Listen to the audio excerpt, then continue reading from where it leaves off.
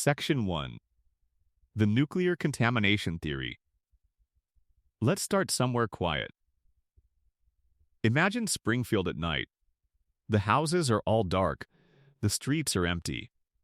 There's a low hum coming from the edge of town, from the direction of the river, where the cooling towers of the nuclear power plant rise up against a sky that never quite gets. Fully dark because something out there always seems to glow just a little. It's peaceful, in its way. The Simpsons has been on the air since December 17th, 1989, 36 seasons, 788 episodes. It is the longest-running American animated series, the longest-running American sitcom, and the longest-running scripted primetime television program in the entire history of the medium. For over 3 decades, this show has been a fixture in living rooms all over the world. Families have grown up with it.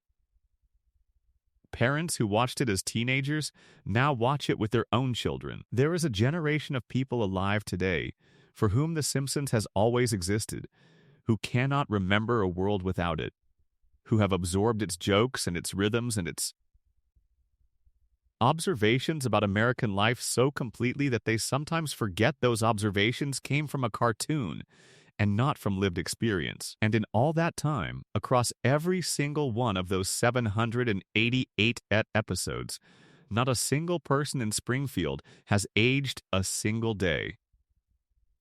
Bart Simpson is still 10 years old. He has been 10 years old since before the Berlin Wall came down.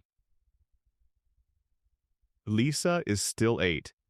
Maggie is still a baby, still working that pacifier, still watching everything with those enormous eyes. Homer still reports to the same nuclear power plant every morning, still answers to the same ancient billionaire who can never quite remember his name, still comes home to the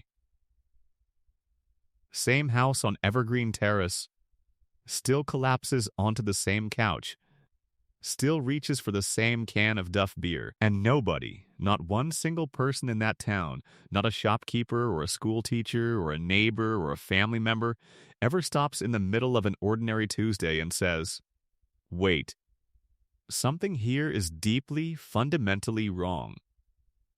But we're going to say it. Because once you start looking at The Simpsons not as a cartoon but as a document, once you start treating its 36 years of continuity not as a series of disconnected jokes but as an accumulating body of evidence, you find something underneath all of it that the show has never addressed directly but has been quietly, consistently, patiently showing you since the very beginning. Something is wrong with Springfield. Something in the water, something in the air, something rising from those cooling towers and settling over the town like a fog that nobody can see because they're all breathing it. And the evidence for what that something is has been hiding in plain sight since season 2. So settle in, get comfortable, let the room get a little quieter.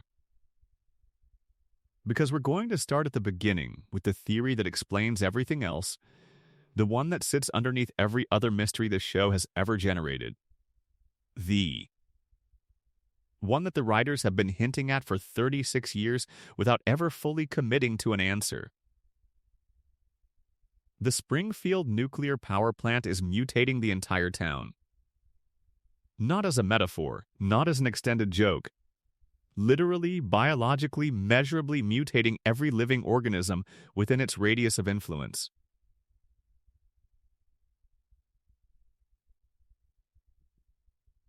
And the evidence for this is so overwhelming, so consistently supported by canonical details across the show's entire run, that the real question isn't whether it's happening. The real question is how the show has managed to tell you this, openly and repeatedly, for 3.5 decades, without anyone in the audience taking it seriously enough to stop watching. Let's lay the foundation. The Springfield nuclear power plant is a 2-unit pressurized water reactor facility. It sits near the river at the edge of town.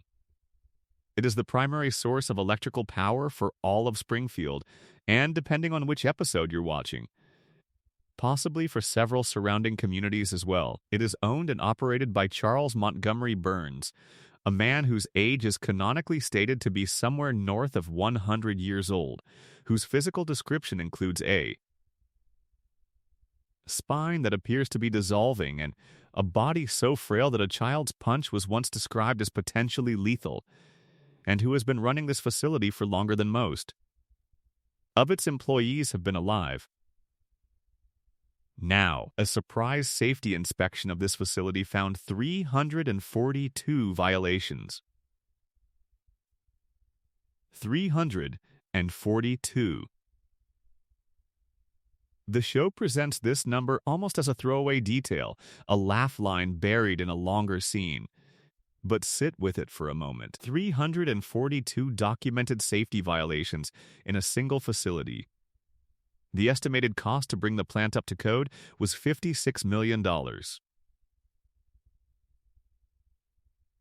Charles Burns, a man whose personal fortune is consistently depicted as essentially unlimited, a man who has purchased small nations on a whim and built mechanical devices capable of blocking the sun, refused to spend it, not because $56 million represented a hardship, because fixing the violations would mean admitting they existed. And admitting they existed would mean someone might start asking questions about what those violations had already done to the people living downwind. And when you look at what those violations actually are, the refusal to address them stops being a character quirk and starts being something much darker. We are talking about radioactive waste being dumped directly into local waterways. Radioactive waste being dumped onto children's playgrounds, plutonium being used as a paperweight on an employee's desk, cooling towers that were cracked and leaking, patched over with a wad of chewing gum, rats running through the facility's lower levels that glow in the dark. And then there is the one that the show drops as casually as any of the others and never revisits: human skeletons in the basement. Human skeletons in the basement of an active nuclear power plant. The show shows you the bones. A character notices them. And then the scene moves on. Nobody investigates. Nobody reports it. The skeletons sit in that basement across every subsequent episode, never explained, never acknowledged, never connected to any larger storyline. They are simply there, in the dark, beneath a facility that is leaking radioactive material into the town above. The man whose literal professional responsibility is to prevent all of this? The person whose job description is safety inspector. The individual standing between 342 unaddressed violations and the people of Springfield is Homer Simpson. Homer Simpson, whose IQ the show's own creator has stated on record, is 55. Homer Simpson, who the show later reveals has been living his entire adult life with a crayon physically lodged in his brain, a crayon that was pushed up through his nasal cavity as a child and has been sitting there ever since, pressing against the tissue that governs higher cognitive function, actively suppressing his intelligence.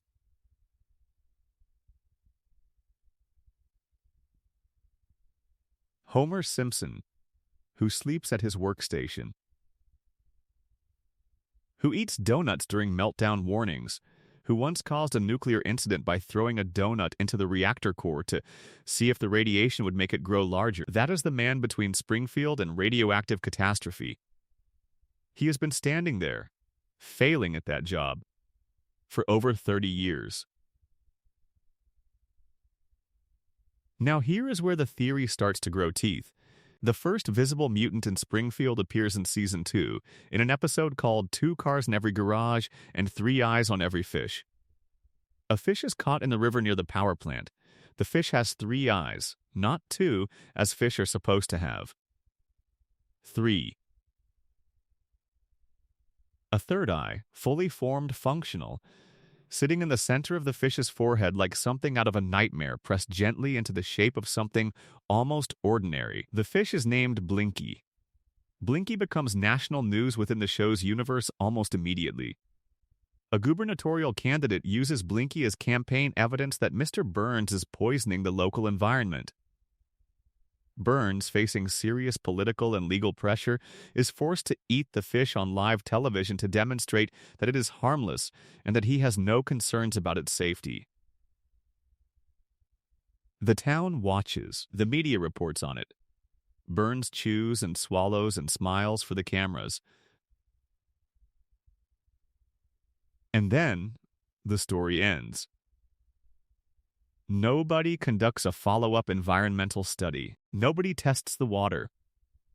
Nobody asks the question that would seem to follow naturally from the discovery of a three-eyed fish if the river contains fish that have grown an extra eye from radiation. Exposure. What is happening to the humans who have been drinking water from that same river their entire lives?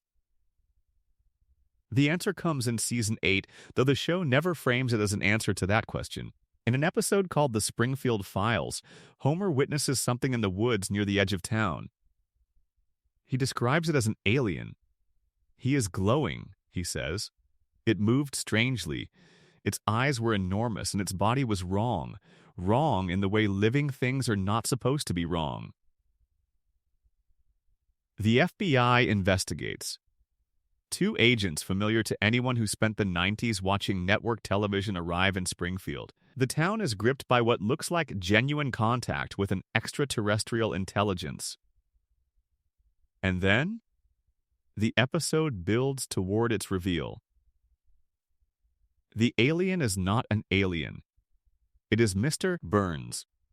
Burns has been undergoing a weekly medical treatment so intensive, so saturated with chemicals and radiation therapy, that it gives his body what the episode describes as a healthy green glow.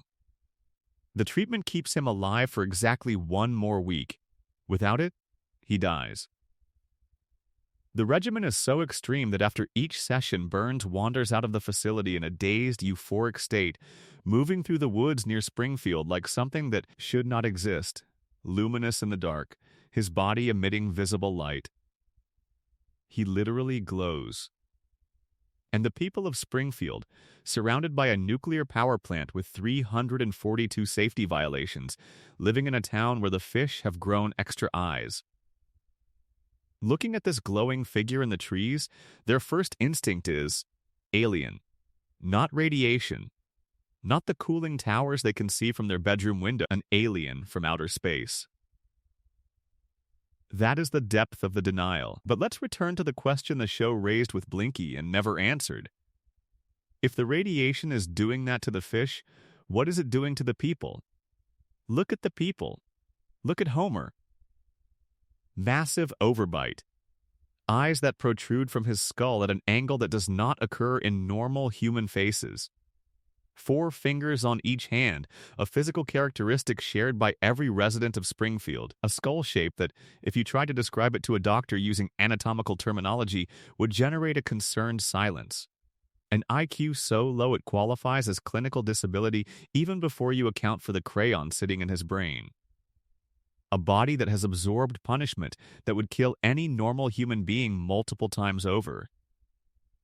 He has been shot. He has been electrocuted. He has fallen from cliffs. He has been hit by cars, caught in explosions, subjected to scenarios that should have ended his existence dozens of times over. And he has walked away from every single one. His healing rate is not human. His pain tolerance is not human. His ability to absorb catastrophic physical damage and return to baseline within the span of an episode is not consistent with any known biological process. He has also spent his entire adult life working in direct proximity to an active nuclear reactor core. Now look at Marge.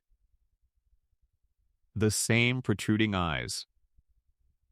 The same 4 fingers, hair that grows straight up in a tower that defies gravity, that defies physics, that has maintained its exact shape and dimension for 36 years without any visible change. Without any product. Without any explanation. Marge was briefly employed at the nuclear power plant herself. She worked inside the same facility, was exposed to the same violations, breathed the same air, and her 3 children, all 3 of them, were born after both of their parents, had already been living in Springfield's contaminated environment for years. Bart, Lisa, Maggie, all born in Springfield, all raised in Springfield, all drinking the same water, breathing the same air, living in the shadow of those cracked cooling towers every single day of their lives. And every single one of them displays physical characteristics that do not appear in normal human populations. The hair that maintains its shape, the overbites, the yellow skin, that particular shade of yellow that covers every resident of Springfield and nobody outside it, a color that does not appear anywhere on the standard spectrum of human skin tone. Not in any culture or any climate or any genetic population anywhere on Earth. Here is the detail that makes the whole theory click into focus. The observation that transforms all of this from interesting speculation into something that feels uncomfortably close to a documented pattern. When celebrities visit Springfield, when guest characters arrive from outside the town's boundaries, they look different. Not slightly different, not stylistically different, fundamentally different. Their proportions are more natural. Their eyes sit in their faces at the angles that eyes are supposed to sit. Their features more closely resemble actual human anatomy. The show draws outsiders with physiological characteristics that are observably, measurably closer to realistic human biology than the characters who live in Springfield. And everyone accepts this as a stylistic quirk. It's just the art style, people say. That's just how The Simpsons draws characters. The main cast has the yellow skin and the overbites because that's the show's visual identity. But within the logic of the show's own universe, there is a visible, observable, consistent difference between people who live in Springfield and people who do not. The people inside the contamination zone look mutated. The people outside it look normal. Even the animals. Santa's little helper, the Simpson family dog, has the same bulging eyes as his owners, the same proportional deviations from what a real dog looks like. Blinky the fish has 3 eyes. Springfield's wildlife is demonstrably altered by the power plant's output. The show tells you this directly. It shows you a 3-eyed fish and explicitly connects the mutation to the radiation. And then it expects you to believe that the exact same radiation has had 0 effect on the humans living in the same river basin, drinking the same water, breathing the same air. Burns knows. He has always known. The show makes this explicit, not through any dramatic confrontation or villainous monologue, but through the quiet accumulation of detail across multiple episodes. Burns funds private medical research. He maintains personal physicians. He undergoes weekly treatments that keep him alive through what amounts to chronic radiation poisoning, managed through external intervention. Burns understands radiation better than anyone else in Springfield because he is personally, biologically dependent on managing its effects in his own body. He has an entire pharmaceutical infrastructure. He has the resources and the knowledge to synthesize experimental treatments. He has spent decades studying what radiation does to biological systems, because radiation is the thing keeping him alive. And he has spent those same decades watching what his plant does to Springfield, because, under this reading, Springfield is not just a town. It is a laboratory. It is an ongoing experiment in long-term, low-level radioactive contamination on a captive human population. And Homer's continued employment is not a mistake. It is not negligence. It is not the result of Burns simply forgetting or not caring about who runs his safety department. It is strategy. When German investors briefly purchased the plant in season 6, one of the first things they did was assess its operations. The second thing they did was fire Homer Simpson immediately, because a competent safety inspector is the single biggest threat to a facility running on the model Burns. Established. A competent inspector would catalog the violations, would demand remediation, would potentially shut the whole operation down within a week. Then Burns bought the plant back. And the first thing he did was rehire Homer, a man with a crayon in his brain, a clinically low IQ, and a decades-long habit of falling asleep at the one workstation that stands between Springfield and a nuclear event. Is not an accident of hiring. He is the ideal employee for a facility whose continued operation depends on nobody noticing what it is doing. And the crayon itself raises a question that the show asks once and never returns to. How did a crayon get lodged in a child's brain without anyone noticing? Homer grows up in Springfield. He goes to school. He sees doctors. He gets checkups from Springfield medical professionals across his entire childhood and adolescence and adult life. Not one of those professionals in all those years ever finds a foreign object inside his skull. Either every doctor in Springfield is incompetent beyond any rational explanation, or someone knew it was there and chose not to remove it. And if the medical establishment in Springfield is compromised, if the doctors are looking the other way while radiation works through their patient's neurological tissue, if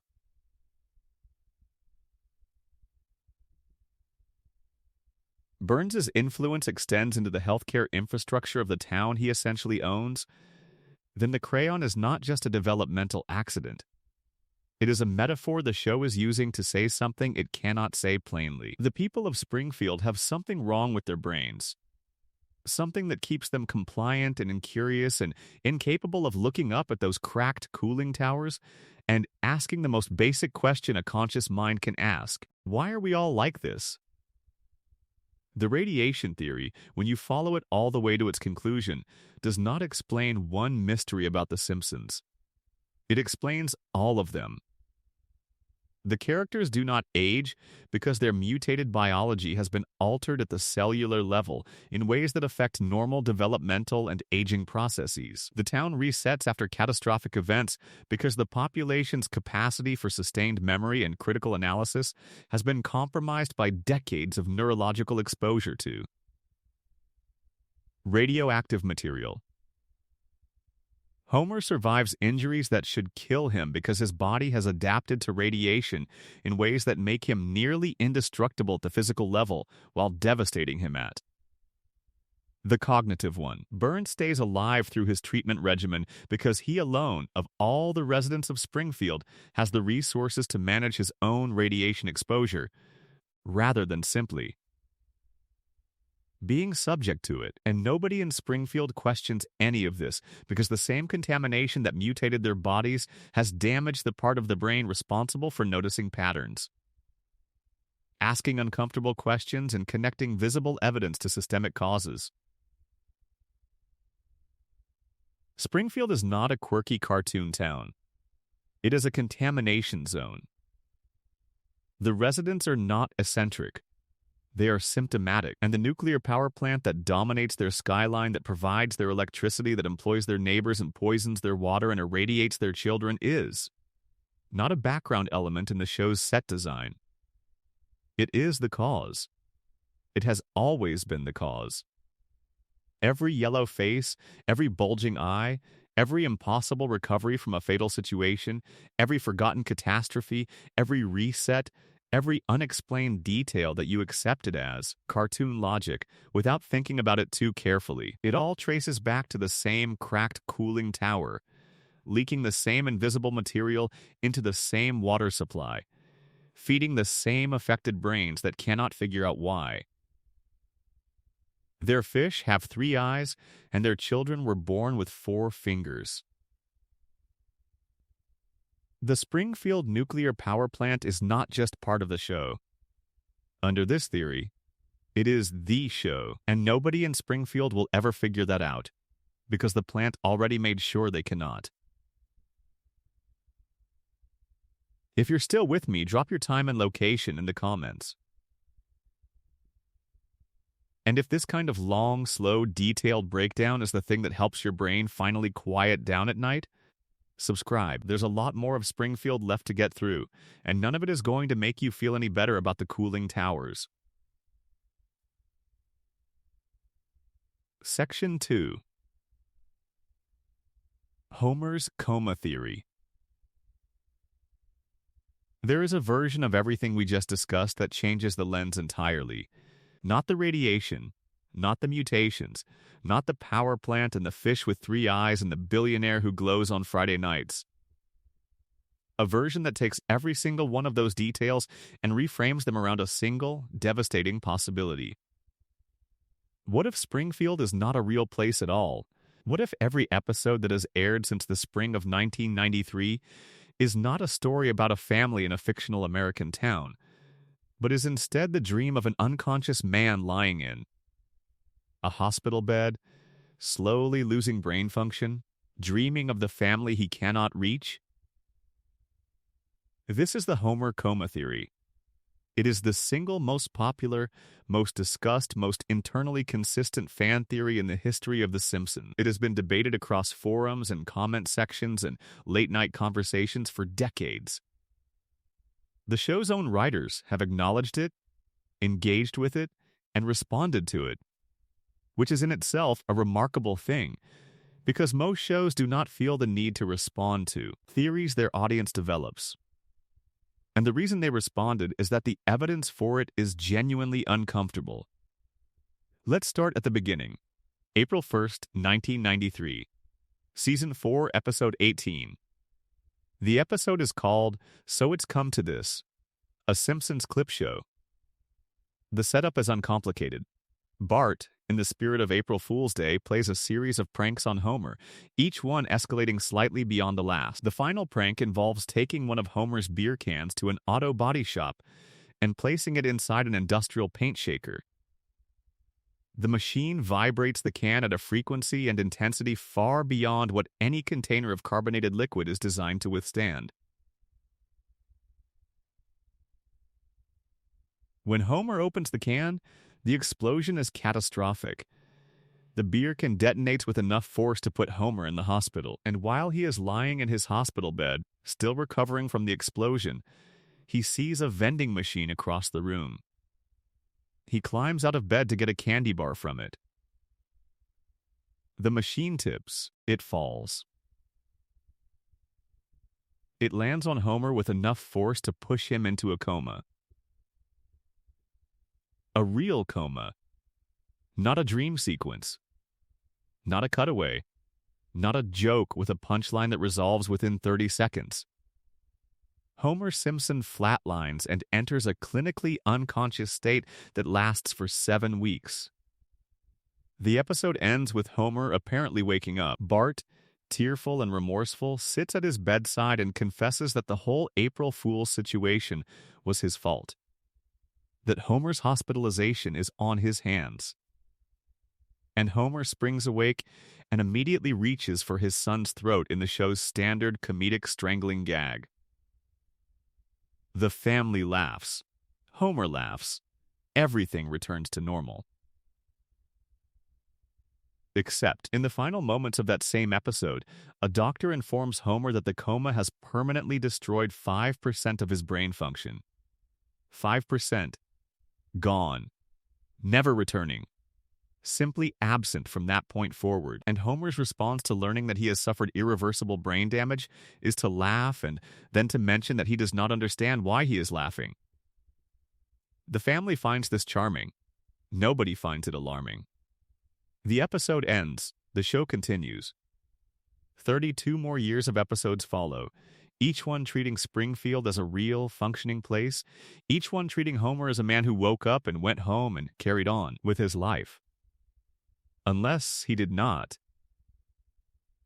The theory, originally articulated in extended form by a Reddit user named Hard Topic a Name, is straightforward in its premise, Homer did not wake up from his coma in April 1993.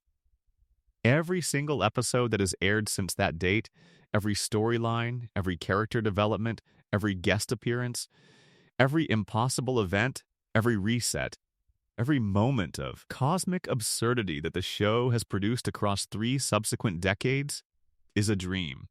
A sustained, continuous, increasingly elaborate dream being generated by the damaged mind of a man lying motionless in Springfield General Hospital. And once you understand the premise, the evidence becomes very hard to look away from. Consider the tone of the show before the coma versus after it. Before the coma episode, The Simpsons was a grounded show. Grounded not in the sense of being realistic, it was always a cartoon, it was always willing to bend logic for a joke, but grounded in the sense that its stories were rooted in recognizable human situations. Homer tries to quit drinking. Marge confronts the possibility of infidelity. Lisa develops a crush on a substitute teacher and has to learn how to process the disappointment when he leaves. Bart faces being held back a grade and has to reckon with academic failure. These are not fantastical premises. They are the kinds of situations real families experience, told through the specific lens of this particular family's voices and dynamics, but fundamentally ordinary. The show's emotional core was built on economic anxiety, marital tension, the specific pressures that come with being working class in America, the gap between the life you expected and the life you got. After the coma, that show quietly ceases to exist. Homer goes to space, not in a dream sequence, not in a fantasy. Homer Simpson, safety inspector at a nuclear power plant, goes to space on an actual NASA mission. Mr. Burns captures the Loch Ness Monster. Homer becomes the leader of a vigilante group. Homer joins a secret society with ancient roots and elaborate rituals. Homer discovers that his mother is alive, has been alive for decades, and has been living as a fugitive radical. Homer meets God. Homer meets God again. Homer time travels. Homer is briefly famous. Homer holds, across the show's subsequent run, over 200 different jobs. He befriends celebrities. He saves Springfield repeatedly. He survives things that would end a normal human life with a casualness that borders on indifference.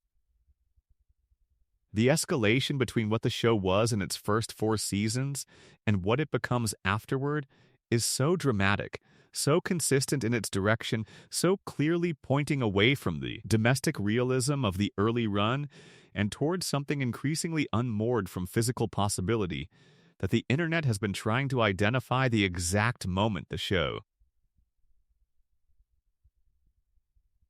went wrong for 20 years.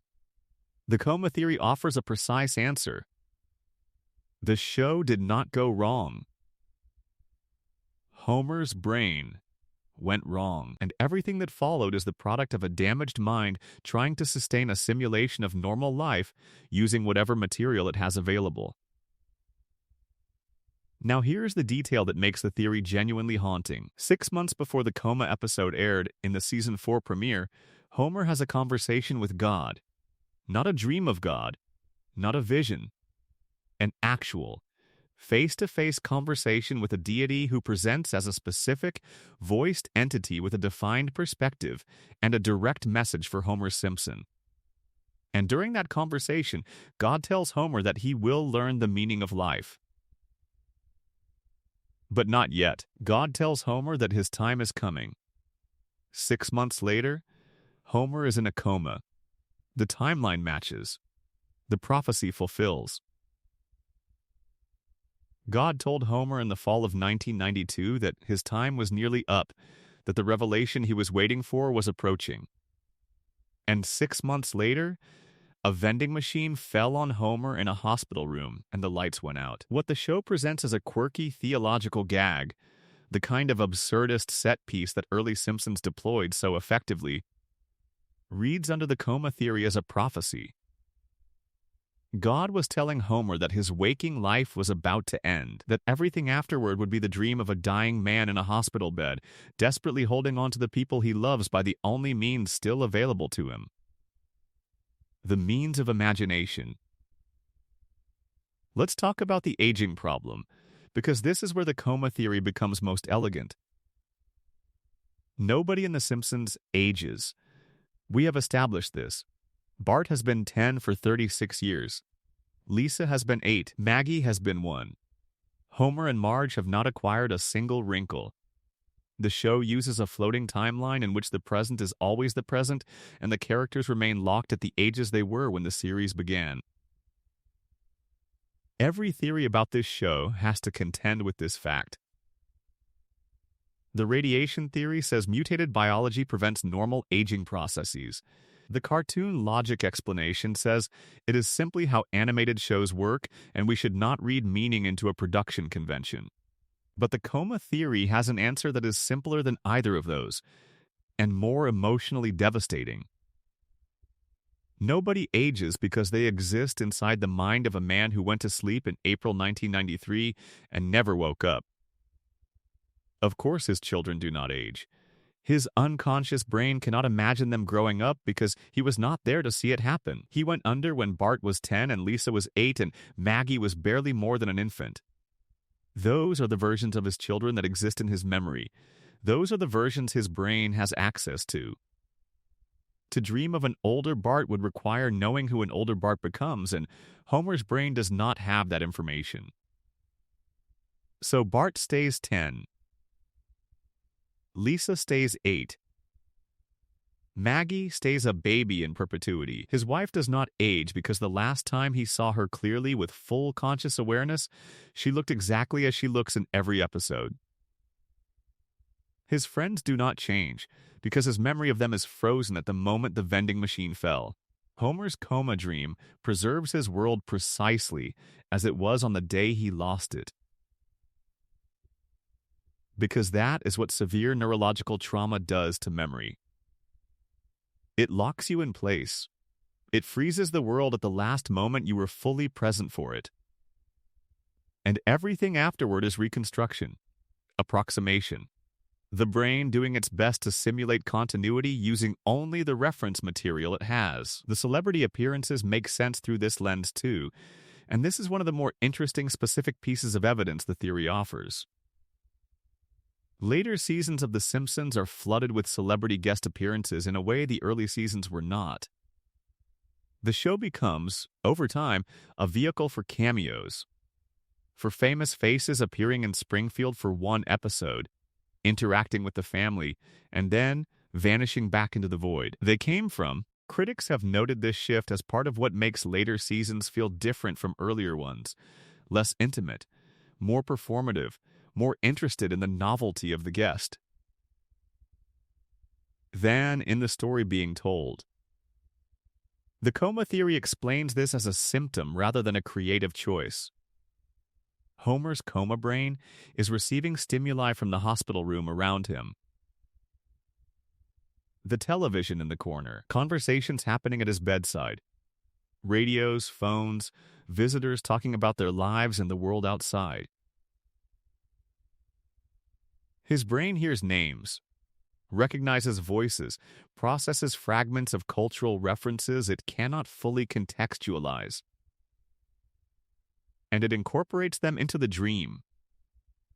It weaves them into Springfield, because that is where Homer's mind lives. Every celebrity who shows up in Springfield is, under this reading, a voice that Homer heard through the fog of unconsciousness, translated into a dream character by a brain that is doing everything it can to keep the simulation populated and alive. The show itself acknowledged the theory. In season 34, an episode contained what was described as a deliberately leaked fake deleted scene in which Homer wakes up from a long coma and is told that every outlandish episode was just a dream. The show's writers animated this. They showed it to audiences. And then they insisted it was a hoax, a planted fake, Not a real deleted scene at all, but they made it. They sat down and wrote and animated a scene in which the coma theory is essentially confirmed, and then placed it in a context designed to deny its credibility. They showed you the answer and told you it was a joke. The show's executive producer Al Jean addressed the theory directly in 2015. He said it is not true. He dismissed it as fan speculation, but what Al Jean did not address? He did not explain why nobody ages. He did not explain the tonal shift between seasons 1 through 4 and everything that followed. He did not explain why God told Homer his time was coming 6 months before the coma episode aired. He did not explain why the show has become progressively more surreal and untethered from the physical logic of the real world with each passing season.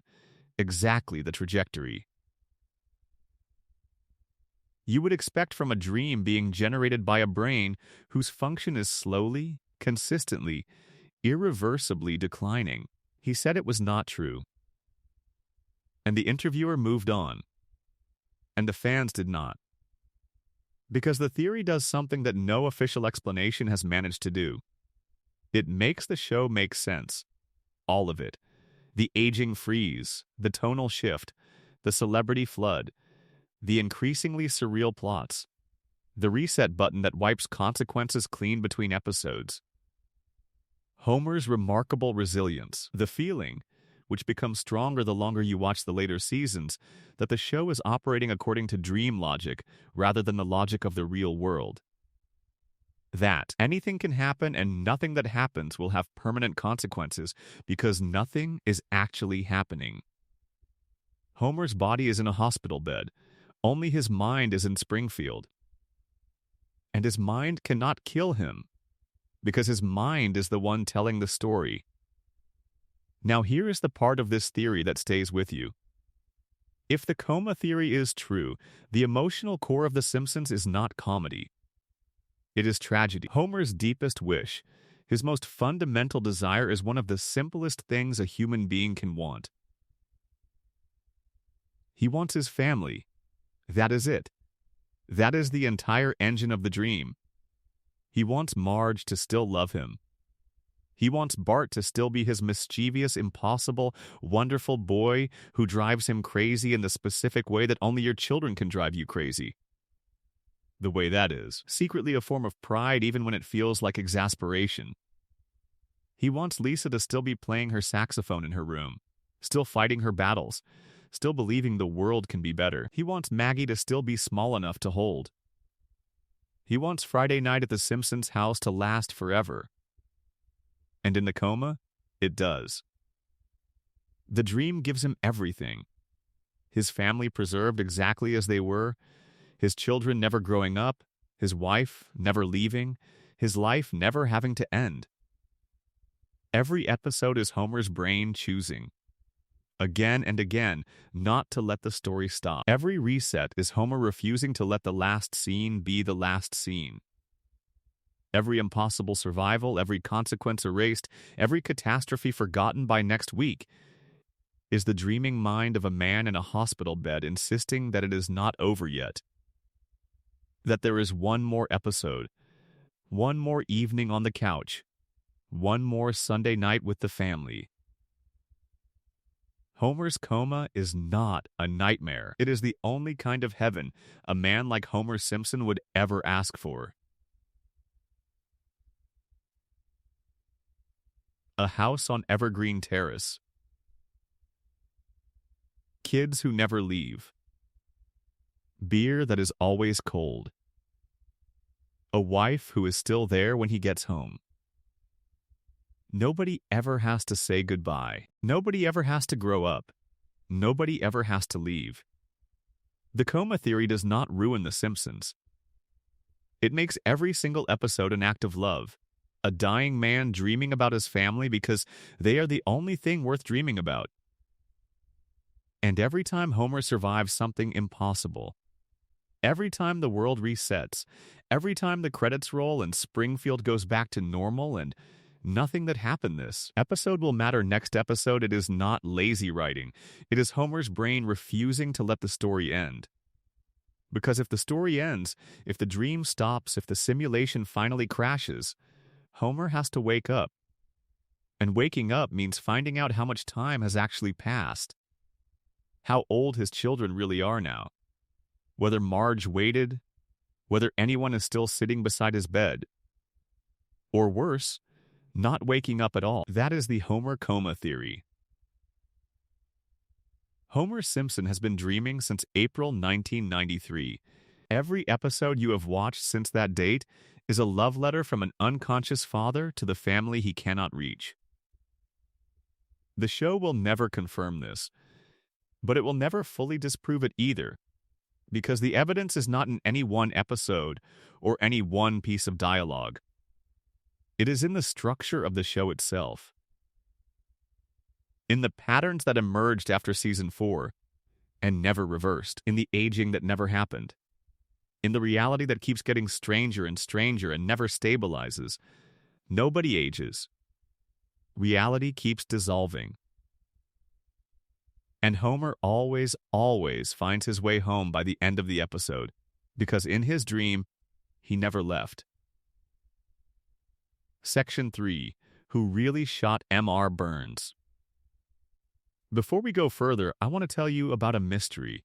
The summer of 1995 was, by most cultural measurements, a very specific kind of American summer. There were certain things you could count on. Blockbuster films, the ongoing chaos of the O.J. Simpson trial, a particular quality of afternoon light that only exists in that particular decade. And if you were a Simpsons fan, and there were a lot of Simpsons fans that summer, there was something else you could count on. You had a mystery to solve. Season 6, Episode 25. Who Shot Mr. Burns? Part 1. Aired May 21st, 1995. The show had never done anything like it before. An animated sitcom, a format traditionally allergic to narrative consequence, had set up an honest-to-goodness cliffhanger mystery in the tradition of the great television. Whodunits? The writers had designed it meticulously. They had invited viewers to participate in a national contest. They had offered a real prize. The winner would be animated into an actual episode of the show. Fox promoted it like a cultural event. America's Most Wanted produced a tie-in special called Springfield's Most Wanted, a real true crime-style investigation of a fictional crime. The Simpsons, for that summer, was not just a television show. It was a national puzzle. Let's go back to the setup, because the setup matters. Mr. Burns had, in the events leading up to his shooting, done something unusual even by his standards. He had not simply been cruel or negligent or indifferent. He had gone to war. He had stolen an oil well from beneath Springfield Elementary School, gutting the school's funding. He had shut down Moe's Tavern by calling in a debt that drove its owner toward bankruptcy. He had created a sinkhole that destroyed the Springfield retirement castle. He had injured Santa's little helper, the Simpson family dog, in a way that required veterinary intervention. And then, for a finale, he had constructed a massive mechanical disc and used it to block the sun over the entire town of Springfield. Not metaphorically, Burns literally stole the sun from Springfield so that every resident unable to use solar power, unable to grow anything, unable to warm themselves without electricity, would be forced to buy power from his plant. When his assistant Smithers protested this plan as having gone too far, Burns fired him on the spot. By the end of Part 1, every single person in Springfield had a documented motive for wanting Burns dead. Every single one. Homer, because Burns could not remember his name after years of employment. Bart and Lisa, because their school lost its funding. Grandpa, because the retirement home was destroyed. Groundskeeper Willie, because he lost his job. Tito Puente, because the music program was cut. Moe, because his bar went under. Smithers, freshly fired and spiraling. The entire town gathered at a public meeting to confront Burns. The tension in that scene is, even watching it now, genuinely effective. Multiple characters are shown holding weapons. The air is thick with it. Burns collapses. A single gunshot wound. He staggers onto the town sundial and falls, his hands landing on two letters, W and S. Or, from Burns's perspective, looking out rather than in, M and S. The screen went black. America waited. Part 2 aired September 10, 1995. The investigation unfolds as a comedic procedural. Chief Wiggum bumbles through the case. Smithers confesses, but his confession falls apart almost immediately when it becomes clear he was blackout drunk that night, and his actions were directed at an entirely different person. He shot old Jasper in his wooden leg. Wrong victim, wrong location, wrong crime. Suspects are eliminated one by one. Skinner has an alibi. Moe has an alibi. Tito Puente has possibly the greatest alibi in television history, a full musical number explaining that he channeled his rage into a samba. Then police find an eyelash on Burns' suit. DNA analysis links it to the Simpson family. Homer's fingerprints are on the gun. He had arguably the clearest motive in town. He is arrested. He is about to be convicted. And then Burns wakes up from his coma. He looks around the hospital room, finds his bearings, and identifies his attacker. Maggie Simpson. According to Burns' account, he encountered Maggie in the parking lot after the town meeting. He tried to take her lollipop. His gun fell from its holster in the struggle. The baby picked it up. The gun discharged. Burns was shot. Case closed. Except the case was never closed. Not really, because the evidence does not add up the way the show wants you to believe it does. Start with the contest. Fox invited viewers across America to submit their guesses. The prize was significant and real. Thousands upon thousands of entries were submitted, and according to the DVD commentary for these episodes, not a single person from the randomly selected sample of entries guessed the correct answer. Nobody won. The person awarded the prize was chosen randomly from the pool, and because they had not submitted the right answer, they received a cash payment instead of being animated into. The show. The writers acknowledge on the same commentary that they were aware of exactly one person who posted the correct answer online to a Simpsons news group on the night the first part aired, but this person was using a college internet account. By the time the contest concluded and the producers tried to find them, the account had been deactivated. They could not locate the one person who had figured it out. They issued an open invitation on the DVD release for that person to come forward. As far as anyone knows, they never did. Think about what this means. The show's creators designed a mystery, told the public it was solvable from the evidence in Part 1, promoted a national contest around its solution, and then when the answer was revealed, essentially nobody had figured it out. The clues were either insufficient, the red herrings were too effective, or the answer did not logically follow from the evidence the way the show claimed it did. Now examine the specific clues. Burns falls on the sundial. His hands land on W and S, or from his perspective, M and S. The show tells us this means Maggie Simpson. M for Maggie, S for Simpson. But Burns himself stated, canonically on the record within the episode, that his hands landing on those letters was not intentional. He did not deliberately arrange his fall to spell out his attacker's initials. He simply fell. The sundial clue, the central piece of evidence used to justify the show's answer, was described by the victim himself as a coincidence. The biggest clue in the show's biggest mystery is meaningless, according to the person it supposedly came from. Then there is the gun. Burns carried a gun in a holster. In the scenes immediately before the shooting, that holster is shown empty. The gun was already missing from his person before the attack occurred. Whoever shot Burns used Burns's own weapon, which means the shooter was someone who did not bring a gun to the town meeting. Most of the primary suspects, arriving already primed for confrontation, had brought weapons of their own. The person who shot Burns was someone who had not planned to shoot anyone, who encountered Burns's gun by chance and used it in the moment. A baby finding a gun on the ground fits this profile. So does approximately a dozen other people who were present that night and not carrying weapons. Now consider Burns's last words before being shot.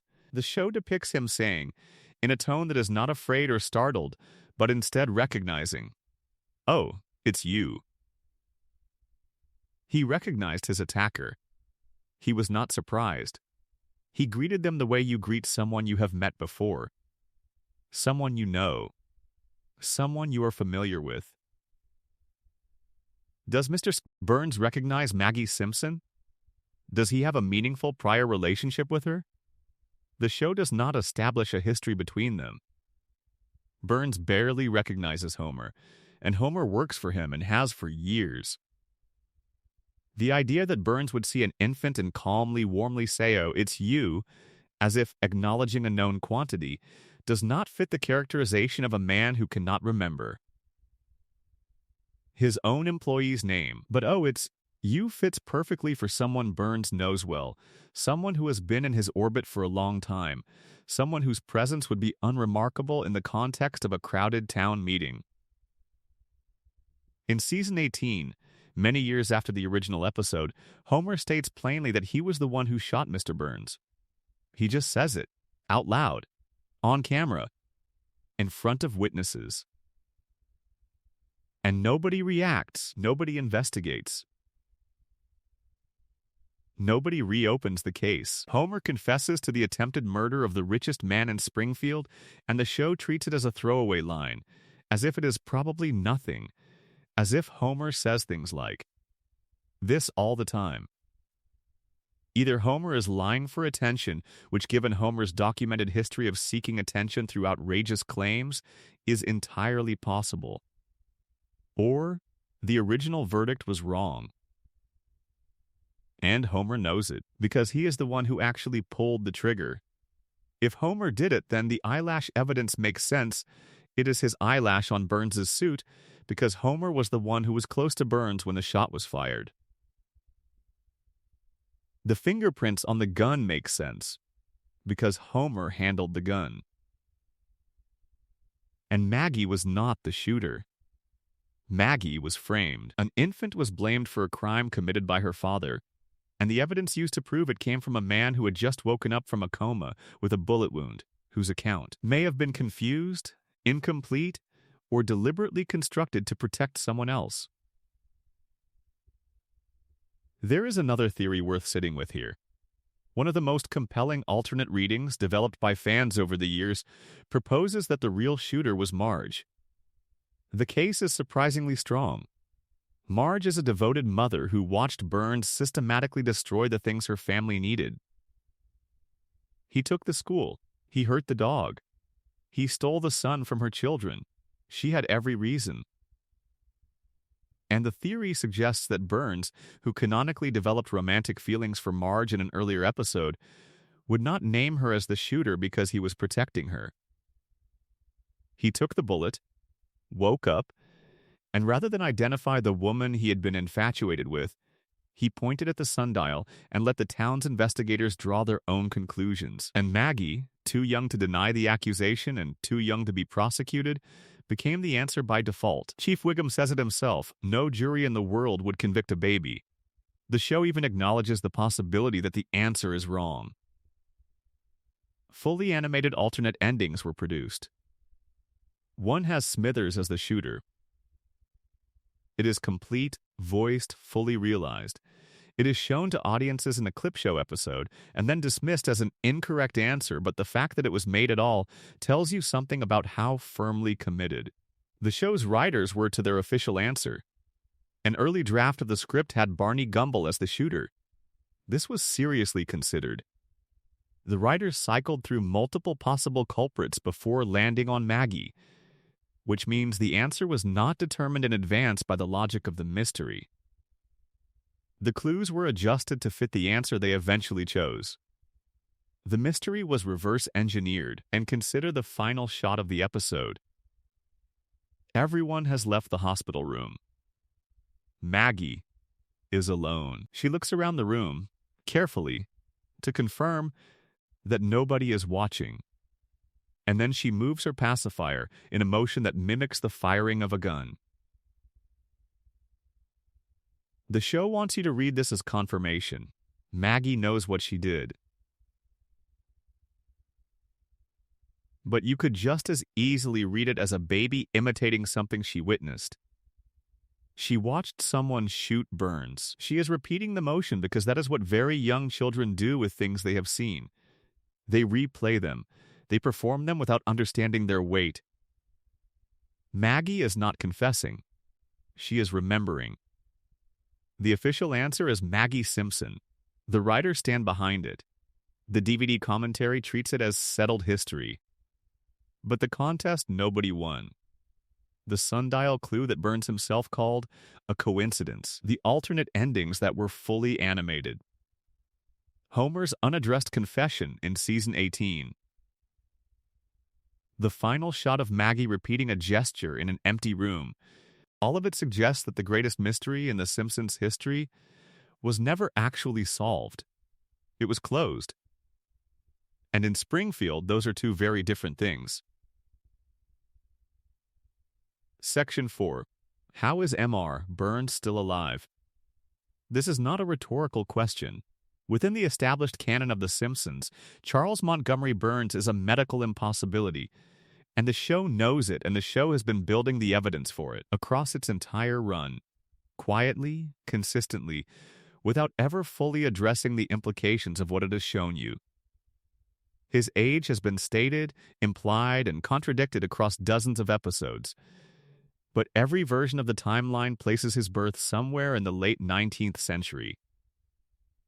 He has referenced personal memories of events from before the turn of the 20th century. He has told first-hand stories about the 1910s. He has described working relationships with historical figures who died before most of the show's audience was born. By the most conservative reading of the show's continuity, Burns is well over 100 years old. By the most liberal reading, he may be approaching 140.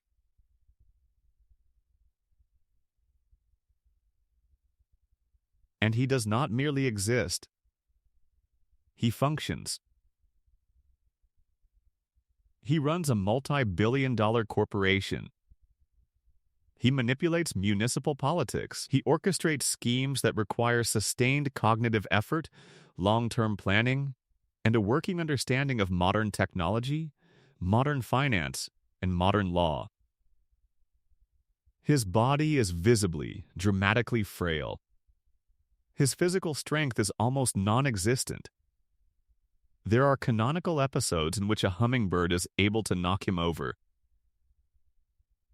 But his mind is razor-sharp. He is arguably the most strategically intelligent character in Springfield, operating with a ruthlessness and clarity of purpose that nobody else in the town can match. And he has been operating at that level for longer than any human being should be capable of maintaining conscious, purposeful function. The show addresses this directly in the Springfield Files, the episode we have already discussed in the context of the radiation theory. Burns undergoes a weekly medical regimen so extreme that it causes his body to emit a visible green glow. The treatment keeps him alive for exactly 7 more days. Without it, he dies. The margin for error is 0. His life is maintained the way you maintain a machine, through scheduled servicing. And the treatment involves radiation. The man who owns a nuclear power plant, the man whose facility has been leaking radioactive material into Springfield's water supply for decades, is personally dependent on controlled radiation exposure to sustain his own biological functions. Burns is not merely profiting from radiation. He is powered by it. His body has been so fundamentally altered by a lifetime of proximity to nuclear material that it can no longer sustain itself through ordinary cellular processes. It requires external radiation input the way a normal human body requires food and water.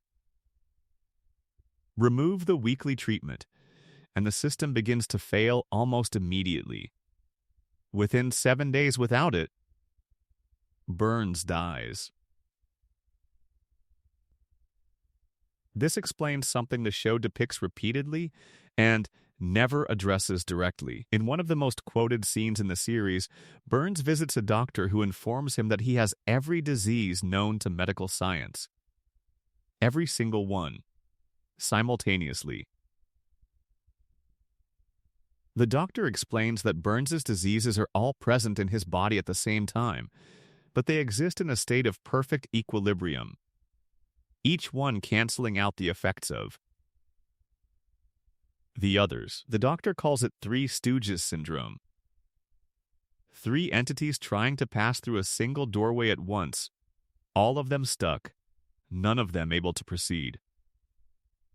Burns's diseases are all trying to kill him simultaneously. Because they are all present at once, they create a biological gridlock that prevents any single illness from progressing to completion. The doctor's conclusion is that Burns is technically the sickest man in the United States, but also functionally indestructible, because everything that should kill him is being blocked by everything else that should kill him. This is played entirely for laughs. It is one of the show's most quoted exchanges. But if you accept the radiation theory, and if you consider it alongside what we know about Burns's weekly treatment, it makes a particular kind of terrible sense. Burns's body is not maintaining this disease equilibrium through any natural biological mechanism. The weekly radiation treatments are doing it. The treatments do not cure his diseases. They manage them. They keep every illness in precisely calibrated stasis, balanced against every other illness, preventing any single condition from gaining enough dominance to overwhelm the others and end the experiment. It is not medicine in any conventional sense. It is nuclear maintenance. Burns's body is a reactor. His weekly treatments are the equivalent of adjusting the control rods to prevent a meltdown. The moment the treatments stop, the equilibrium collapses and everything that has been held in suspension floods forward at once.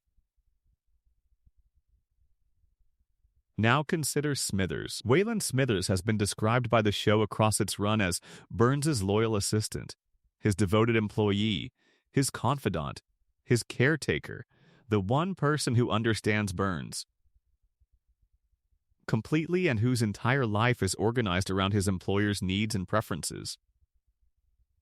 The relationship between them is one of the show's most examined dynamics, analyzed from the perspective of its emotional content, its power imbalance, its subtext. But under this reading, Smithers is something more specific than a devoted assistant. Smithers is a medical necessity. He manages Burns's schedule. He ensures Burns makes every weekly appointment. He monitors Burns's physical condition with a vigilance that borders, the show acknowledges, on obsession. He has been established, repeatedly, as the person without whom Burns would be helpless. Not emotionally helpless, physically helpless. Without Smithers managing the treatment schedule, Burns misses a dose. The disease equilibrium collapses. The system that has been sustaining him shuts down. Smithers is not devoted to Burns out of affection alone. He is devoted because he knows, perhaps with complete clarity, that his absence is a death sentence. His presence is the thing that keeps Burns's biological systems from catastrophic failure. That knowledge is the foundation of their entire relationship. Consider what Burns's historical references reveal. He has described personal involvement in events spanning the early 20th century through the present. He knew Howard Hughes.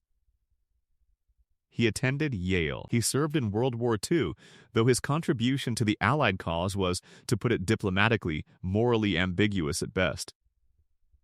He stole a $1 trillion bill from the United States government during the war and kept it hidden for decades.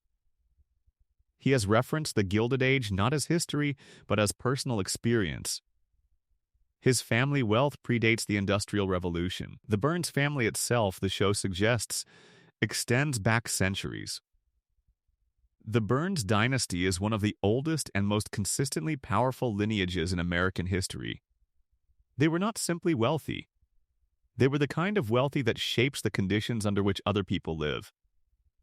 The kind of wealthy that builds infrastructure and then charges everyone else to use it. The kind of wealthy that exists at such a remove from conventional legal accountability that the concept of consequences becomes theoretical rather than practical. Burns inherited this legacy and has been extending it for well over a century, and this raises a question the show never directly addresses. Is Burns unique in his longevity, or has his family always found ways to extend their lifespans beyond normal human limits? If the Burns dynasty has existed for centuries, and if the current Burns has been alive for well over 100 years through artificial means, is it possible that previous generations employed similar strategies? Before nuclear radiation, before modern medicine, before any of the technology that currently keeps Burns alive, did the Burns family use other methods? Different methods appropriate to different eras, but the same fundamental principle that the accumulation of sufficient resources and sufficient knowledge eventually allows a person to negotiate with death in ways that ordinary people cannot? The show does not say. But it does establish that the Burns family has been in continuous control of its fortune for longer than most American institutions have existed. That kind of continuity does not happen through ordinary generational succession. It requires either extraordinary luck or extraordinary measures. And Burns's relationship with death itself is worth examining. He has come closer to dying than almost any other recurring character in the show. He has been shot by Maggie Simpson. He has been hospitalized dozens of times. He has collapsed and fallen and been attacked and been poisoned and been abandoned in wilderness. Each time he recovers.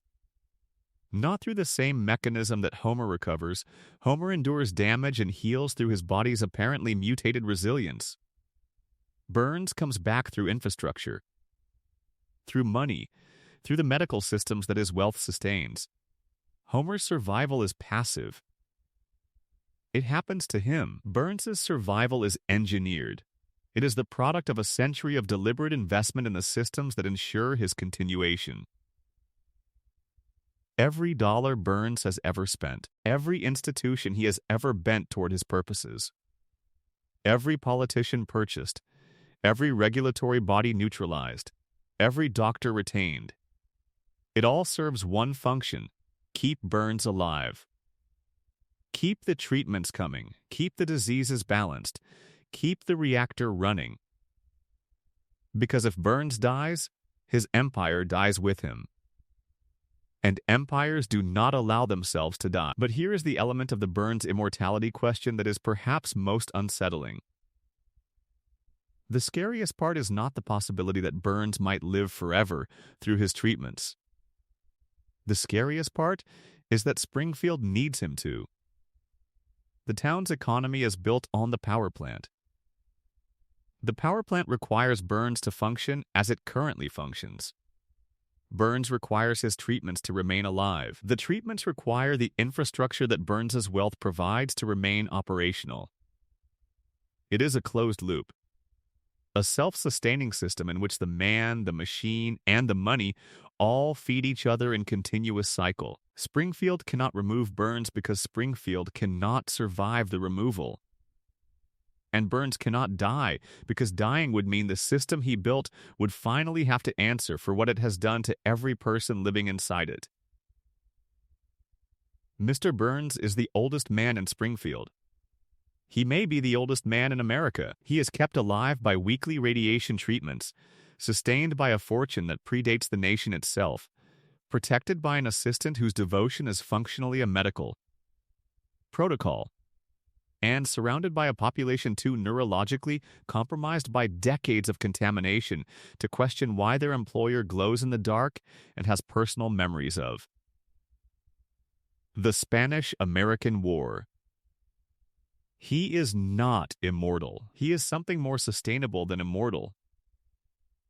He is too expensive to die. And Springfield will keep paying the bill for as long as Burns keeps the lights on. Which, if the treatment schedule holds, will be forever. Section 5. Springfield's collective denial and the principal and the pauper. There is an episode of The Simpsons that fans have been arguing about since 1997, and the argument has never really been resolved because the two sides are not arguing about the same thing. One side says the episode is a disaster, a betrayal. The moment the show's writers proved they no longer cared about the internal consistency they had spent years building. The moment that carefulness and craft got traded in for a cheap shock and a reset. The other side, a much smaller group, says the episode is the most important thing the show ever produced. The episode is Season 9, Episode 2, The Principal and the Pauper. It aired September 28, 1997, and whether you think it ruined The Simpsons or revealed it, there is no question that it changed it. Here is what happens. Springfield Elementary holds a ceremony honoring Principal Skinner's 20 years of service to the school. It is a warm, community-focused event, the kind of small-town celebration that The Simpsons was built on depicting with affectionate irony. And then, in the middle of it, a stranger walks in. He is a man nobody recognizes. He introduces himself as Sergeant Seymour Skinner. The real Seymour Skinner, a decorated Vietnam War veteran who was believed to have died after being captured as a prisoner of war in Southeast Asia. He survived. He escaped. He came home after decades to find that someone else had been living his life. The man Springfield has known as Principal Skinner is revealed to be an imposter. His real name is Armin Tamzarian. Before Vietnam, Tamzarian was a street kid, a petty criminal, a young man from circumstances that offered him very little and who had spent his early years making the best of. Very bad options. He was drafted into the army and served in the same unit as the real Seymour Skinner. When Skinner was captured and presumed killed, Tamzarian felt the particular kind of guilt that comes from surviving when someone else did not. He traveled to Springfield to deliver the news of Skinner's death to Skinner's mother, Agnes. But when he arrived, Agnes looked at him and assumed he was her son returned home.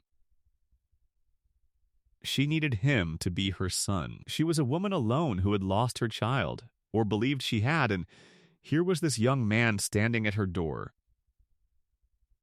And Tamzarian, who had never been wanted by anyone, who had never had a family or a home or an identity worth keeping, simply went along with it. He became Seymour Skinner. He took the name, the rank, the mother, the life, and he built an entirely new identity inside the borrowed architecture of another person's existence, and he maintained it for 20 years until the real Skinner walked through. The gymnasium door and the whole careful structure collapsed.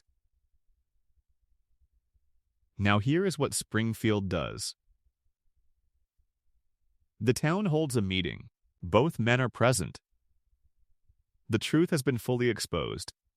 Everyone in Springfield knows that their principal is a fraud, that the man who has been running their school and participating in their community and calling Agnes Skinner his mother for 2 decades is not who he has claimed to be.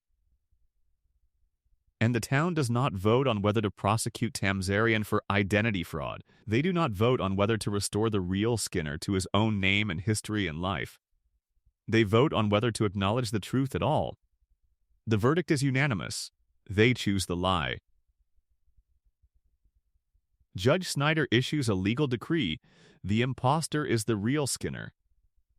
The actual Seymour Skinner, the decorated veteran who survived a prisoner of war camp and came home to find his life had been assumed by a stranger, is physically removed from Springfield. He is tied to a railroad car and sent away.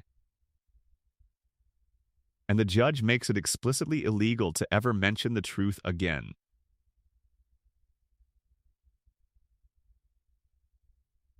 Under penalty of torture. Let that sit for a moment. A community, collectively and deliberately, decided that their comfort was worth more than the truth. They had definitive proof that a major public figure was living a stolen identity. They had the actual person whose identity was stolen standing right there. And they chose the fraud. They sentenced the truth to exile.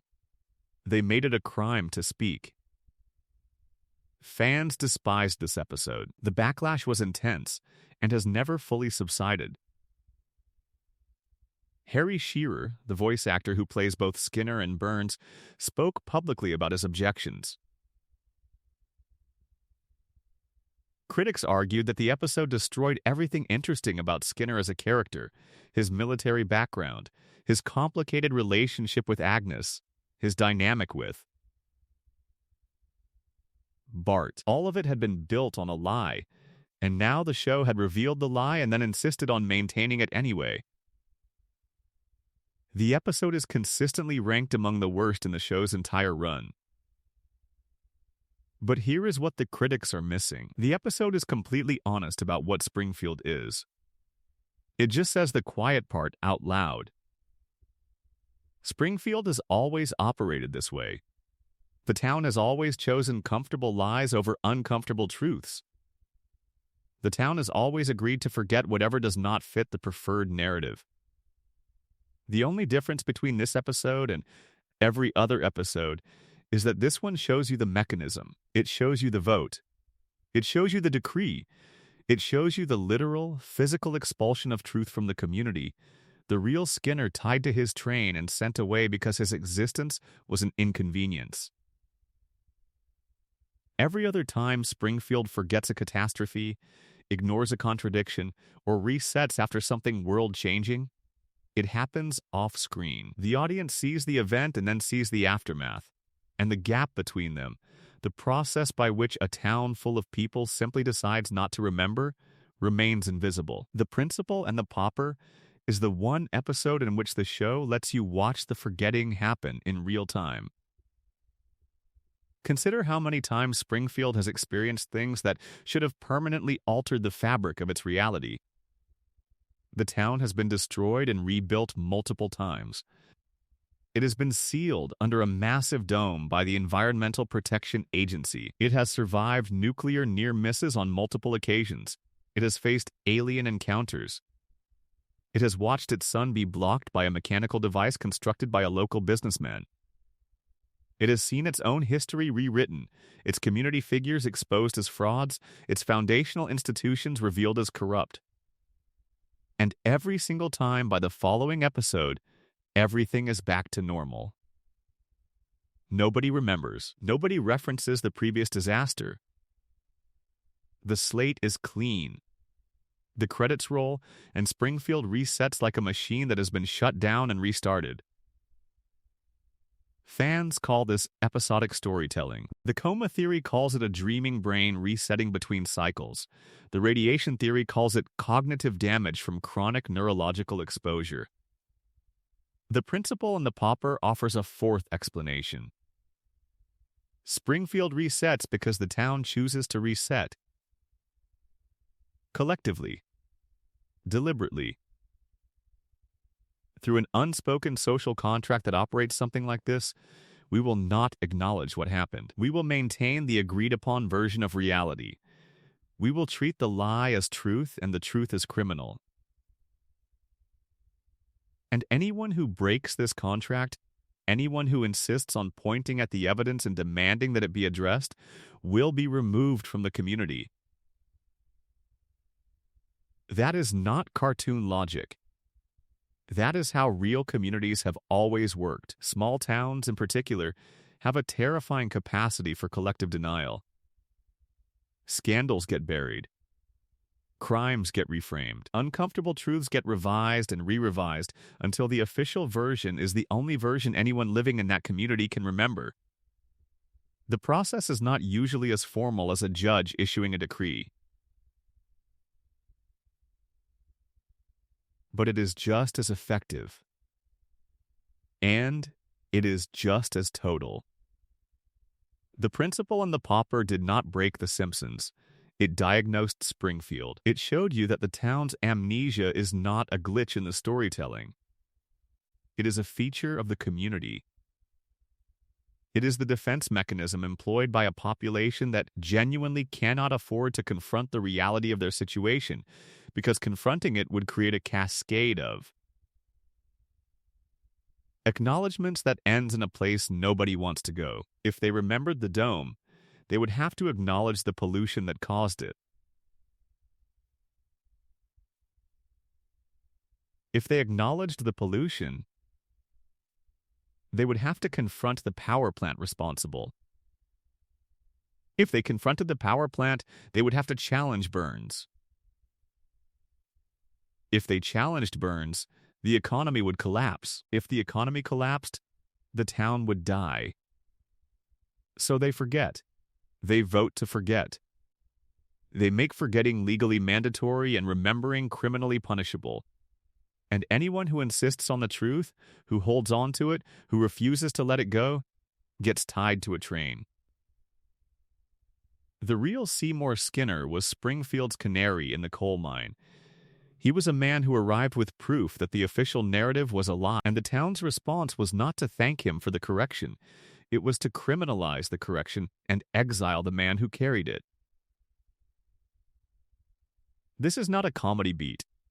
This is not a satirical exaggeration of small-town social dynamics for the purpose of a single episode's joke. This is the show telling you exactly how Springfield maintains its impossible reality. Through consensus, through denial, through the systematic removal of anyone who threatens the agreed-upon version of events. And if the coma theory is true, this episode takes on a dimension that makes it genuinely difficult to watch comfortably. If everything since season 4 is Homer's dream, then this is an episode in which Homer's unconscious mind invented a scenario where an entire town votes to sustain a lie. Because that is what Homer's dreaming brain needs to believe. He needs to believe that lies can be maintained forever if enough people agree to maintain them. He needs to believe that a stolen identity can become real through collective agreement, that the fake version of a life can replace the real one, and eventually nobody will be able to tell the difference. Because that is precisely what Homer's coma is. A fake life replacing a real one. A dream that has run so long it has started to feel like waking. And as long as nobody questions it, as long as the dream town of Springfield keeps voting to maintain the fiction, Homer never has to wake up. The Principal and the Pauper is not the worst episode of The Simpsons. It is the most important one. Because it is the only episode that shows you the infrastructure of Springfield's denial. The machinery that makes every reset possible. The social contract that allows a town of people with yellow skin and 4 fingers and mutated fish in their rivers to look at each other every morning and say everything is fine. Armin Tamzarian is still pretending to be Seymour Skinner. Springfield is still pretending everything is fine. And the real Seymour Skinner is somewhere out there, tied to a train, exiled from his own life. The last honest man in a town that made honesty illegal. Section 6. Maggie Simpson, the silent strategy. She does not talk. She cannot walk reliably without falling over. She communicates primarily through the sound effects of her pacifier and, occasionally, the kind of pointed level stare that suggests a great deal is happening behind it. She is 1 year old. She has been 1 year old for 36 years. And in that time, without saying a single substantive word, She has accomplished more than every other member of her family combined. She shot a billionaire. She led a daycare rebellion against an authoritarian caretaker who had reduced the facility's children to a state of organized subjugation. She saved her family from multiple life-threatening situations across the show's run, usually by arriving at the critical moment with a decisive action that nobody else thought of or was capable of. She has demonstrated problem-solving abilities that, in multiple episodes, exceed those of every adult around her. She was tested and found to possess measurable intelligence at a level that should not exist in a child who has not yet learned to form complete sentences. And through all of it, through every remarkable thing she has done and every problem she has solved, and every moment where her intervention was the thing that made the difference, she has maintained her silence. Not because she cannot speak. The show has told us she can. Her first word was Daddy, and it was voiced by Elizabeth Taylor in what amounted to a guest appearance, and it happened once and was never repeated. Maggie has the physical capability for speech. She chooses not to use it. Let's start with the shooting, because it defines her in popular conversation, but is, when you look at Maggie's full history, actually the least interesting thing about her. We have already examined the who shot Burns mystery from the perspective of the evidence. But set aside the question of whether Maggie intentionally pulled the trigger. Set aside the competing theories about Homer and Marge. What matters for understanding Maggie is not whether she did it, but how she responds to the aftermath. A baby was identified as the person who shot the richest man in town. The police investigated. The evidence was reviewed, and the conclusion of the official investigation was, yes, this infant committed an act of violence against a grown man, and there is nothing to be done about it.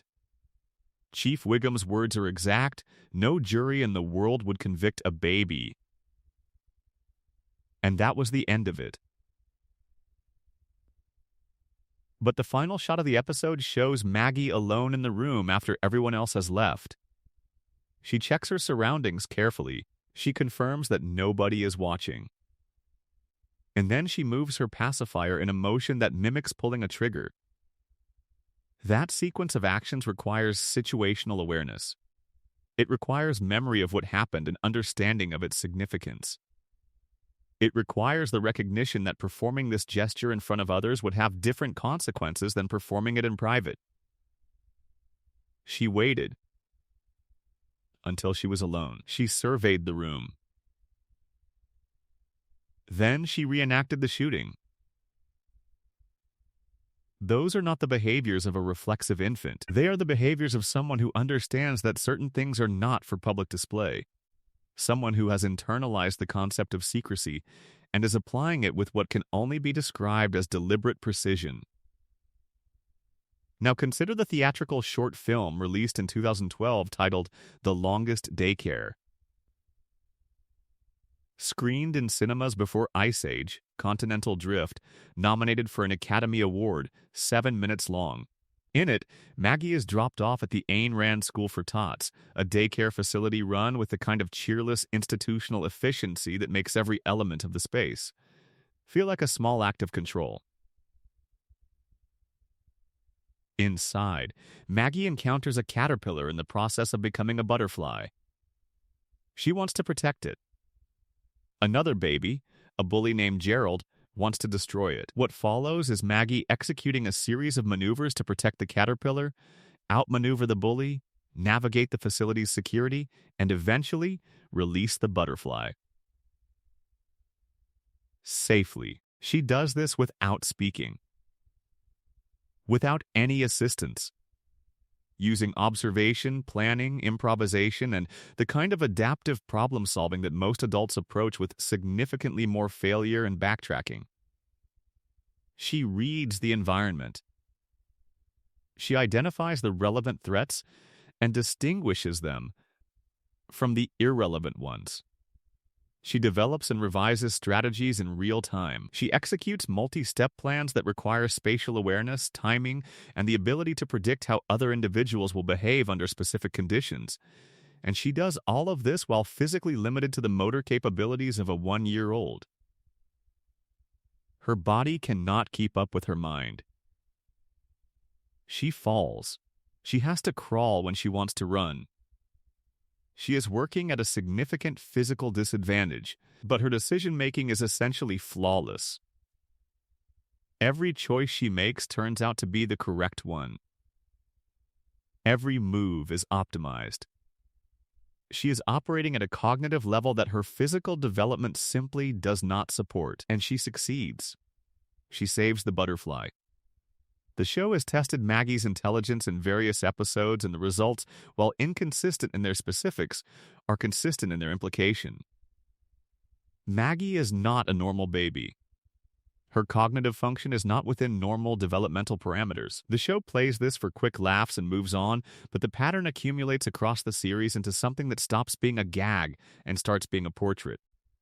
Maggie consistently demonstrates abilities that no 1-year-old should possess, and her family consistently fails to notice. They are too occupied with Homer's disasters and Bart's pranks and Lisa's crusades to pay attention to the baby who has been quietly solving problems in the background. And this is the key insight. Quietly, Maggie's defining characteristic is not her intelligence. It is her silence. Her intelligence is the mechanism. Her silence is the strategy. Look at what happens to the intelligent women in this family. Lisa Simpson is brilliant. Genuinely, measurably, extraordinarily brilliant. She has an IQ that exceeds everyone else in her household and most of the adults in Springfield. She is one of the most capable people in the town. And what has that intelligence gotten her? Isolation, dismissal, mockery. Lisa speaks up and gets ignored. She challenges authority and gets punished. She identifies problems and proposes solutions, and the community responds by making her feel like the problem. Her intelligence is, in Springfield, not a resource but a liability. It makes the people around her uncomfortable. It makes institutions defensive. It invites a particular kind of low-grade, continuous social punishment from a community that rewards the kind of uncomplicated compliance it has been optimizing for since before she was born. Maggie has watched this happen since the day she could observe anything. She has spent her entire conscious existence watching Lisa fight every day for recognition and receive resistance as its substitute. Watching the most capable member of the family be consistently overlooked, undervalued, and worn down by the accumulated weight of a community that does not want to be challenged. And Maggie learned a different lesson from the one Lisa has spent her life enacting. Lisa's lesson: keep fighting regardless of the cost. Maggie's lesson: do not let them see what you have. Silence is armor. Invisibility is power. The less they notice you, the more latitude you have to act. The more underestimated you are, the more space you have to move in. Think about the pattern of Maggie's interventions. Every time she does something extraordinary, what is the outcome? The family does not notice. The community does not notice. Burns was shot, and the investigation focused everywhere except the infant, because who suspects an infant? The daycare rebellion succeeded because nobody monitors babies closely enough to see them organizing. Every heroic act, every display of intelligence, every moment where Maggie's involvement was the decisive factor happened below the level of attention. In the margins, in the spaces that adults do not monitor because the people in those spaces are too small and too quiet to be worth watching. And Maggie has ensured that those spaces remain available to her by maintaining the most effective disguise possible. She pretends to be exactly what everyone around her expects a baby to be. Passive, helpless, dependent. Focused entirely on the immediate sensory present, incapable of strategic thinking, long-term planning, or understanding consequences. She is none of those things. She is the direct opposite of all of them. She is the most strategically capable member of the Simpson family, and she has spent 36 years making absolutely certain that nobody figures that out. Now connect this to the radiation theory.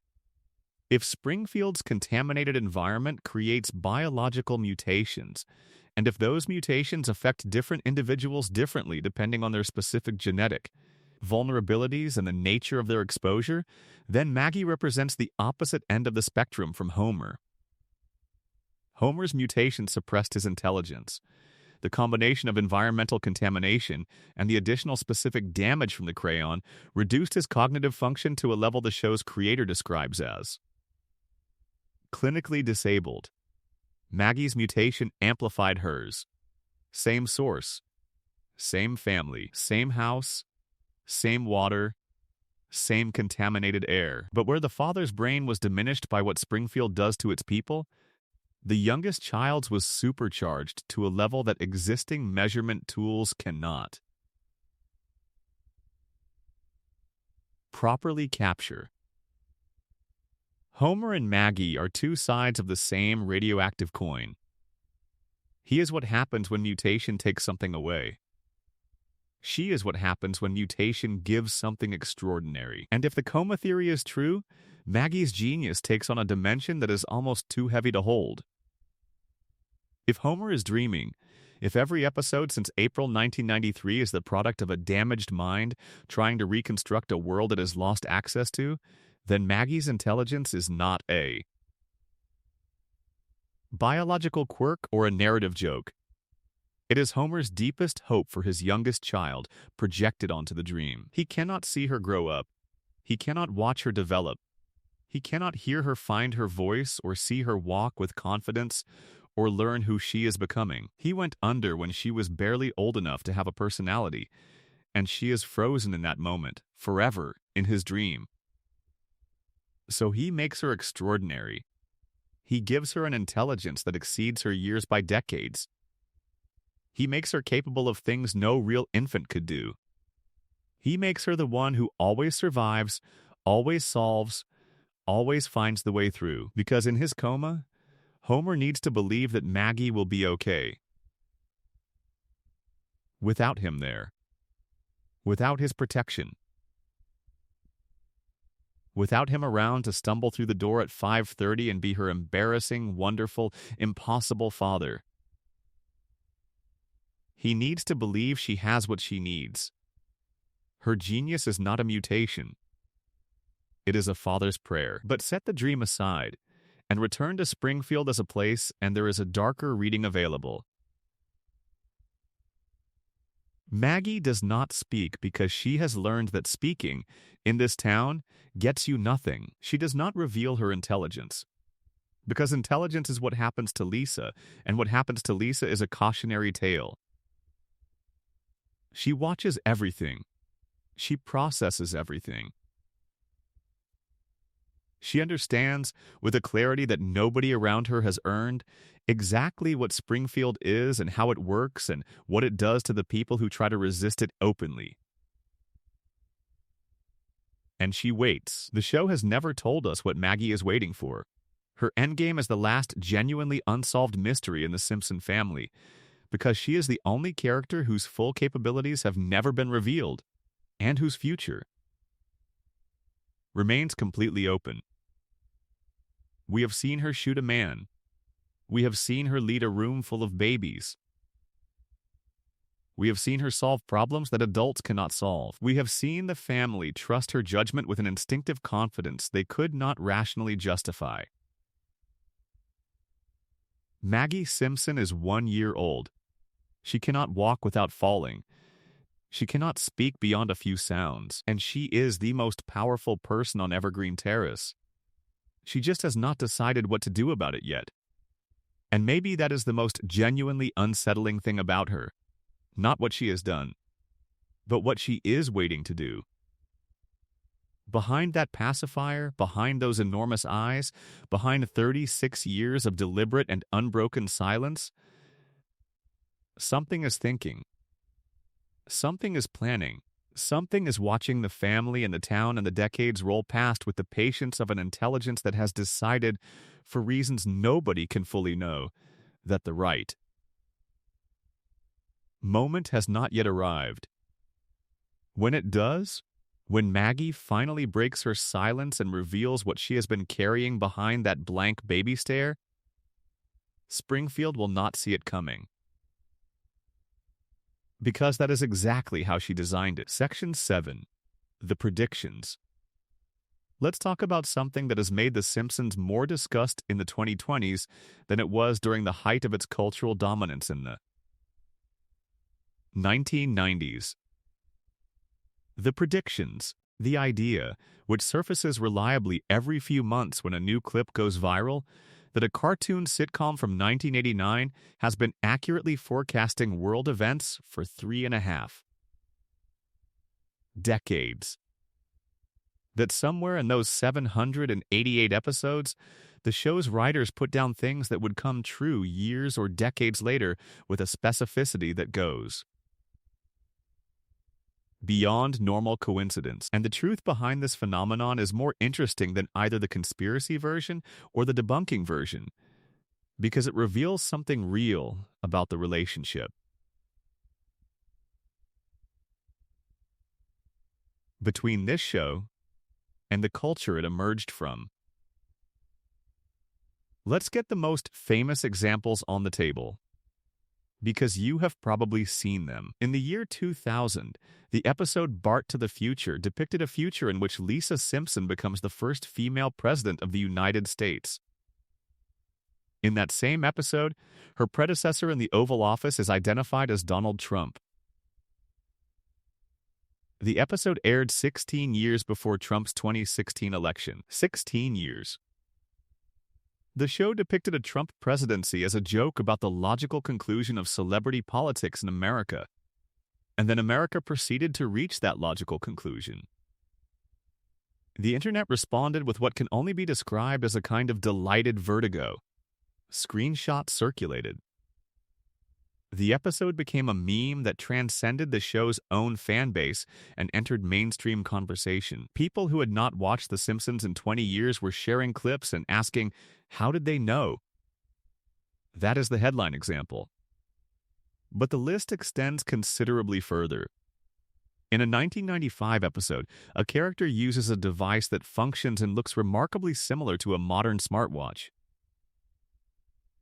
In 1994, Homer goes to space with Buzz Aldrin, decades before commercial space tourism became a reality. In 1998, Homer discovers a mathematical equation that subsequent viewers have connected to work, predicting the mass of the Higgs boson particle, which was not experimentally confirmed until 2012. In 1999, Homer proposes a theory about the universe being shaped like a donut, and years later, cosmologists found radiation patterns suggesting the universe might actually be toroidal in structure.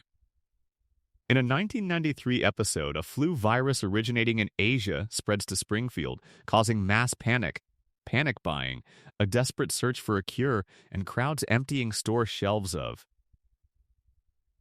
essential supplies. The episode aired 27 years before COVID-19. In 1996, an episode featured a joke about the hip-hop group Cypress Hill accidentally booking the London Symphony Orchestra for a performance. That specific collaboration actually happened in 2024, when Cypress Hill performed with the London Symphony Orchestra at the Royal Albert Hall. 28 years between the joke and the reality. In a 1998 episode, the show depicted Disney acquiring 20th Century Fox. That acquisition actually occurred in 2019. The list continues. Autocorrect failures. Video calling. Surveillance culture, technologies and cultural shifts and specific corporate events depicted as jokes in episodes that aired years or decades before those things materialized. Every time a new match is identified, the internet's response follows a predictable pattern: amazement, speculation, The questions surfacing again about whether the writers are time travelers, whether there is a conspiracy, whether The Simpsons is some kind of encoded prophetic document hiding in plain sight. The answer from the people who actually make the show is deliberately deflating. Al Jean, executive producer across much of the show's run, has addressed the prediction phenomenon directly and repeatedly. His explanation is brief. If you throw enough darts, you are going to hit some bullseyes. That is it. That is his entire position on the matter. Producer Bill Oakley, who ran the show during several of its most celebrated seasons, has been similarly direct. Most of the so-called predictions are coincidences. Because the episodes are old enough that history has had time to repeat itself. The official position from inside the show is volume, coincidence, and the cyclical nature of human events. Fact-checking organizations have worked through many of the most popular claimed predictions and found that the majority have straightforward explanations. The show produces an enormous amount of content over an enormous span of time, and that volume creates a large number of opportunities for coincidences to appear. Most of what looks like prediction is actually trend extrapolation. The writers did not predict Trump's presidency. They observed that Trump had been publicly flirting with running for office since the late 1980s, a fact well documented in the media, and they wrote a joke about the logical extreme of that pattern. They did not predict the Disney-Fox merger. They observed that media consolidation was an accelerating trend in the entertainment industry and wrote a gag about a corporation absorbing its competitors, which was the kind of thing happening regularly in that era. They did not predict smartwatches. They observed that technology was becoming smaller and more personal, and imagined what a wrist-mounted computer might eventually look like. The Simpsons writing staff, it is worth noting, has historically been one of the most formally educated in television. Multiple writers have degrees from Harvard, Yale, and other universities. Many have backgrounds in mathematics, the sciences, computer science, economics, and political theory. These are not people generating random guesses about the future. They are highly trained, deeply informed observers of American culture who spend their professional lives studying patterns, analyzing trends, and extrapolating current trajectories to their most absurd but internally logical conclusions. They are not predicting the future. They are reading the present more carefully than most people do and then pushing it forward a few steps. This explains most of the predictions. But not all of them. There is a subset of the show's apparent forecasts that does not yield comfortably to the trend extrapolation explanation. Some of the coincidences are specific enough and precise enough in their details that statistical probability alone starts to feel like an insufficient account of what is happening. The Trump prediction did not merely forecast that a celebrity might pursue political office. It named Trump specifically, and an episode depicted him descending an escalator in a visual sequence that mirrors the announcement he made in 2015, in detail that goes beyond what general trend observation would generate. The Siegfried and Roy episode did not merely joke about the dangers of exotic animals in entertainment. It depicted a white tiger attacking one of the performers in a scenario that aligns with what actually happened in 2003 when Roy Horn was critically injured by one of the acts. Animals.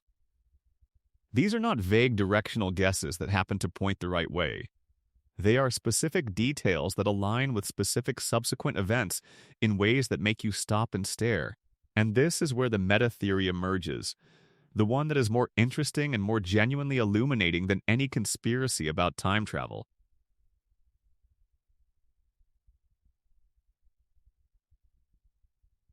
The Simpsons does not predict the future. The Simpsons shapes the future. Not through magic.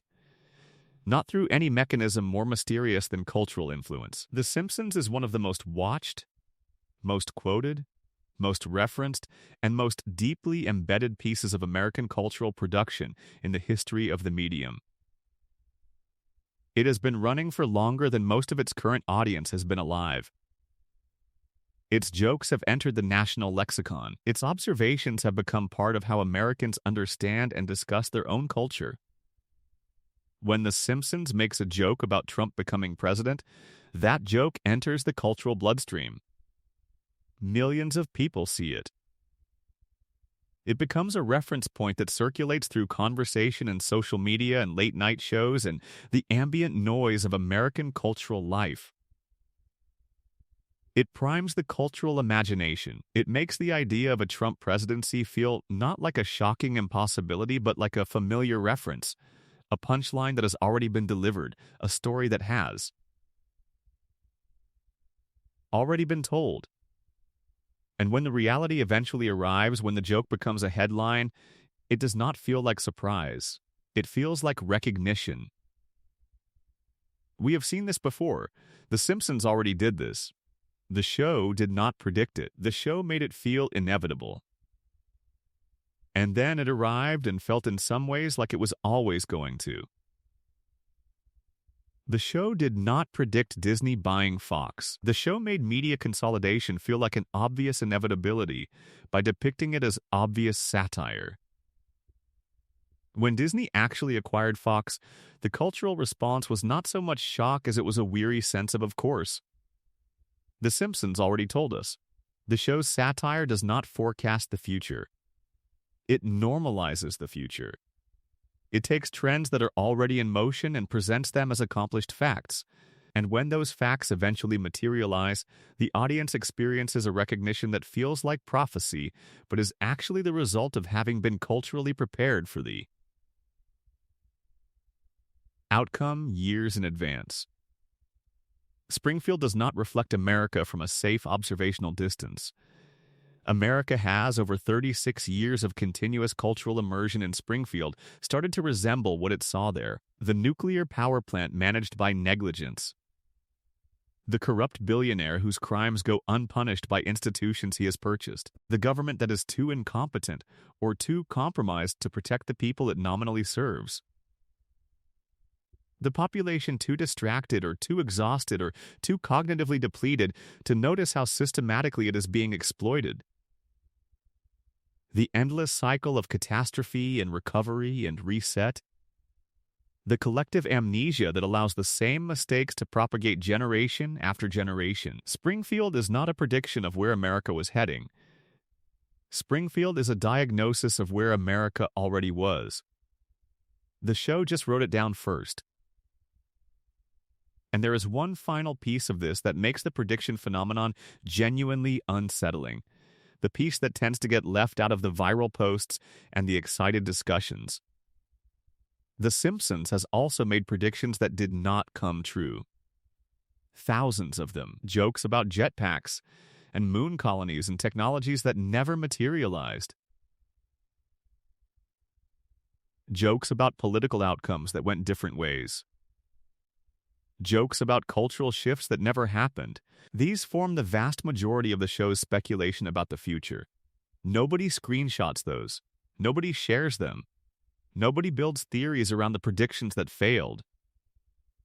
Because confirmation bias operates in only one direction. We remember the hits and forget the misses.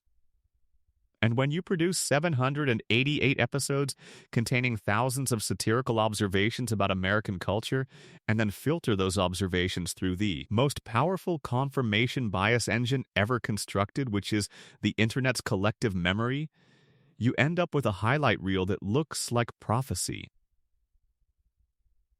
The predictions are not supernatural. They are not conspiratorial.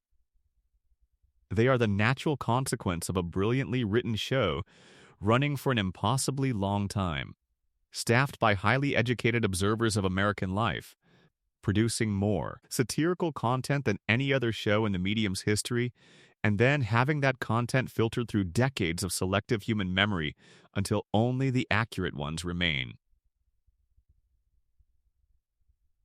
Visible. The Simpsons did not predict the future. The Simpsons wrote so many possible futures that some of them were statistically bound to come true. And the ones that came true are the only ones anyone remembers. But try explaining that to yourself the next time you see a clip from 1994 that lines up a little too precisely with something happening right now. Because the truth is, even knowing how the trick works, even understanding the mechanism completely, it is still genuinely arresting to watch. 788 episodes. 36 years. Thousands of observations. Enough bullseyes to make even the show's own writers occasionally pause mid-draft and wonder, just briefly, whether something more than craft is involved.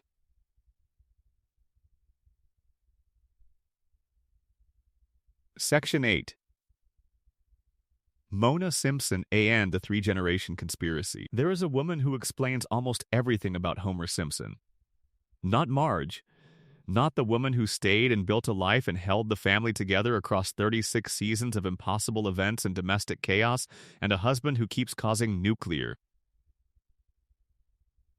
incidents. The woman who left. The woman whose absence shaped Homer's entire personality, whose departure created the specific contours of his neediness and his loyalty, and his terror of being alone. Whose story, when the show finally tells it, turns out to be connected to Mr. Burns in a way that transforms the show's central employment relationship from a cartoon convenience into something that feels, once you see it, genuinely sinister. For the first 6 seasons of The Simpsons, Homer's mother was dead. That was the official story. Abe Simpson, Homer's father, told him his mother had passed away when Homer was young. There was a grave. Homer mourned in the general diffuse way that people mourn for a parent they lost before they were old enough to form complete memories. He grew up believing he was a boy whose mother died, whose father was emotionally unavailable in the particular way that damaged men from that generation could be emotionally unavailable, who had to navigate the world without the foundational security of knowing he was specifically, personally loved. That belief the show demonstrates across its early run shaped everything about Homer Simpson. His desperate need for approval, his clinginess, his terror of abandonment, his compulsive need to be liked, to be included, to be seen as valuable by the people around him, his willingness to endure humiliation and degradation, and being forgotten, and being ignored, and being walked on by his employer without ever reaching a breaking point. Because the alternative, being alone and unloved, is a fear he has carried since childhood and can never quite put down. Homer Simpson's entire personality, his charm and his neediness both, is a coping mechanism for maternal loss. And in Season 7, the show revealed the loss was a lie. The episode is called Mother Simpson. It aired November 19, 1995, and it is widely considered one of the greatest episodes the show has ever produced. Here is what happens. Homer fakes his own death to get out of working on a Saturday. He pushes a dummy off a cliff near the power plant. The town believes he is dead, and when Marge insists he go to the Hall of Records to correct the error before it causes complications, Homer makes a discovery. According to municipal records, his mother is alive. The grave Abe showed him was not his mother's grave. It was the grave of Walt Whitman. Abe had been directing his son to a famous poet's headstone for Homer's entire life. Homer finds Mona at the cemetery, visiting what she believes is her son's fresh grave. She does not recognize him at first. He has become the person he became without her. But when Homer proves who he is, there is a reunion that is one of the most genuinely affecting scenes the show has ever staged. A grown man and his mother, separated for 27 years, finding each other beside a headstone that belongs to neither of them. And then Mona tells him why she left. She did not leave because she stopped loving him. She left because staying would have put him and Abe in danger. The story goes back to 1969. Mona Simpson was an ordinary housewife. She was married to Abe. She had a young son named Homer. She was, by any external measure, unremarkable. And then something in her changed. The show depicts it with its characteristic blend of absurdity and genuine weight. The world outside Springfield was burning. The civil rights movement. The counterculture. The protests against Vietnam, and somewhere in the middle of all of that, Mona was radicalized. She joined a group of activists. And their target was not a bank or a government building. It was a biological weapons laboratory. Owned by Mr. Burns. Let that settle. Mr. Burns did not merely own a nuclear power plant with 342 safety violations. He owned a germ warfare facility, a laboratory designed to produce biological weapons, sitting in Springfield, in the same community where Homer was growing up, where children were playing, where families were, living their daily lives in complete ignorance of what was happening in a facility down the road owned by the richest man in town. Mona and her group broke into the lab. They detonated what the show calls an antibiotic bomb, destroying the biological agents stored inside. During the raid, they accidentally cured the asthma of the facility's security guard, who happened to be Clancy Wiggum, the man who would later become Springfield's chief of police. The raid was successful. The biological weapons were destroyed. But Mona made one mistake. As the group was leaving, she stopped to help someone who had been knocked down in the chaos. That someone was Mr. Burns. She stopped to help the man whose weapons she had just destroyed. Burns saw her face. He identified her. He reported her to the FBI. And from that moment forward, Mona Simpson was a fugitive. She could not go home, could not contact her family, could not hold her son or explain to him what was happening or why she was not there.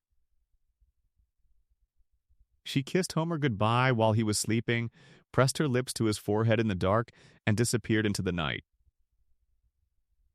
Homer woke up and his mother was gone.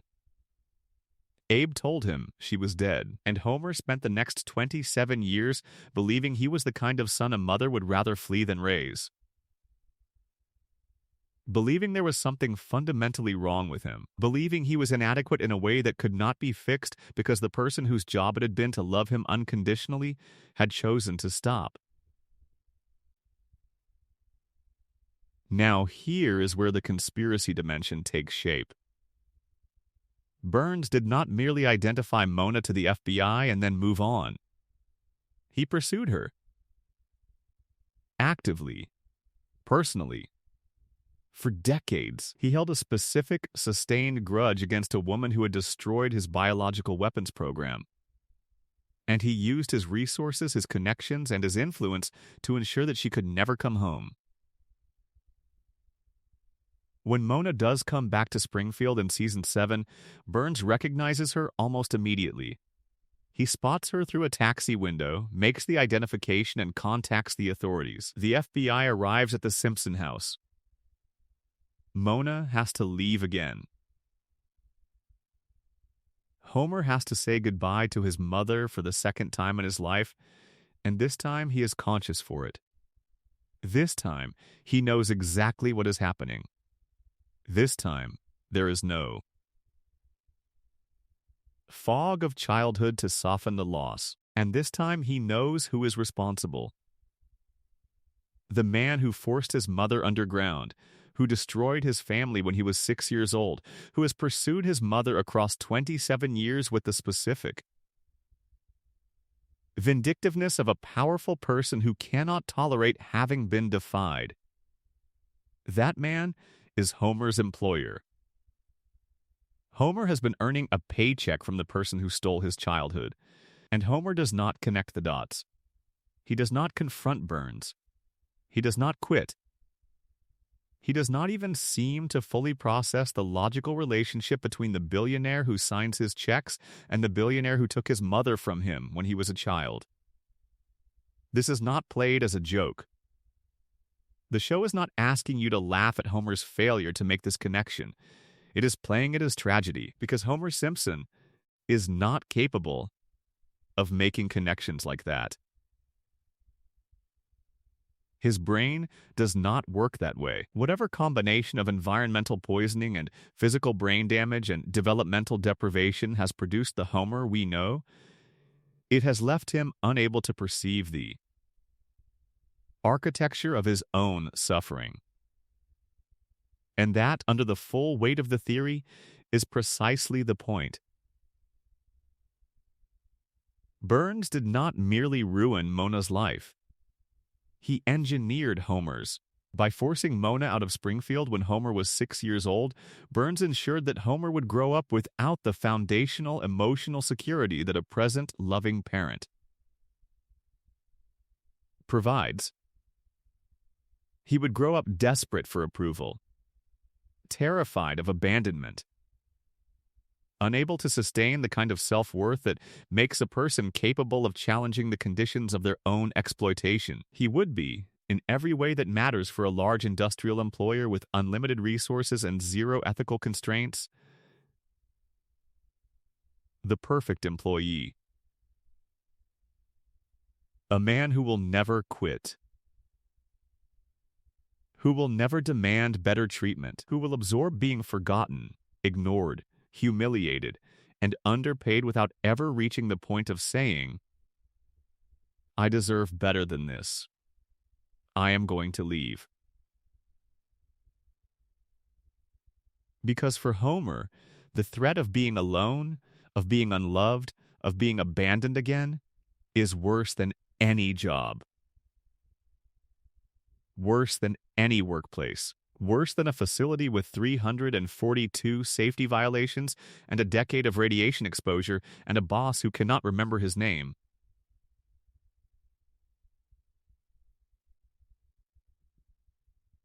Homer does not work at the power plant because he is too limited to find better employment.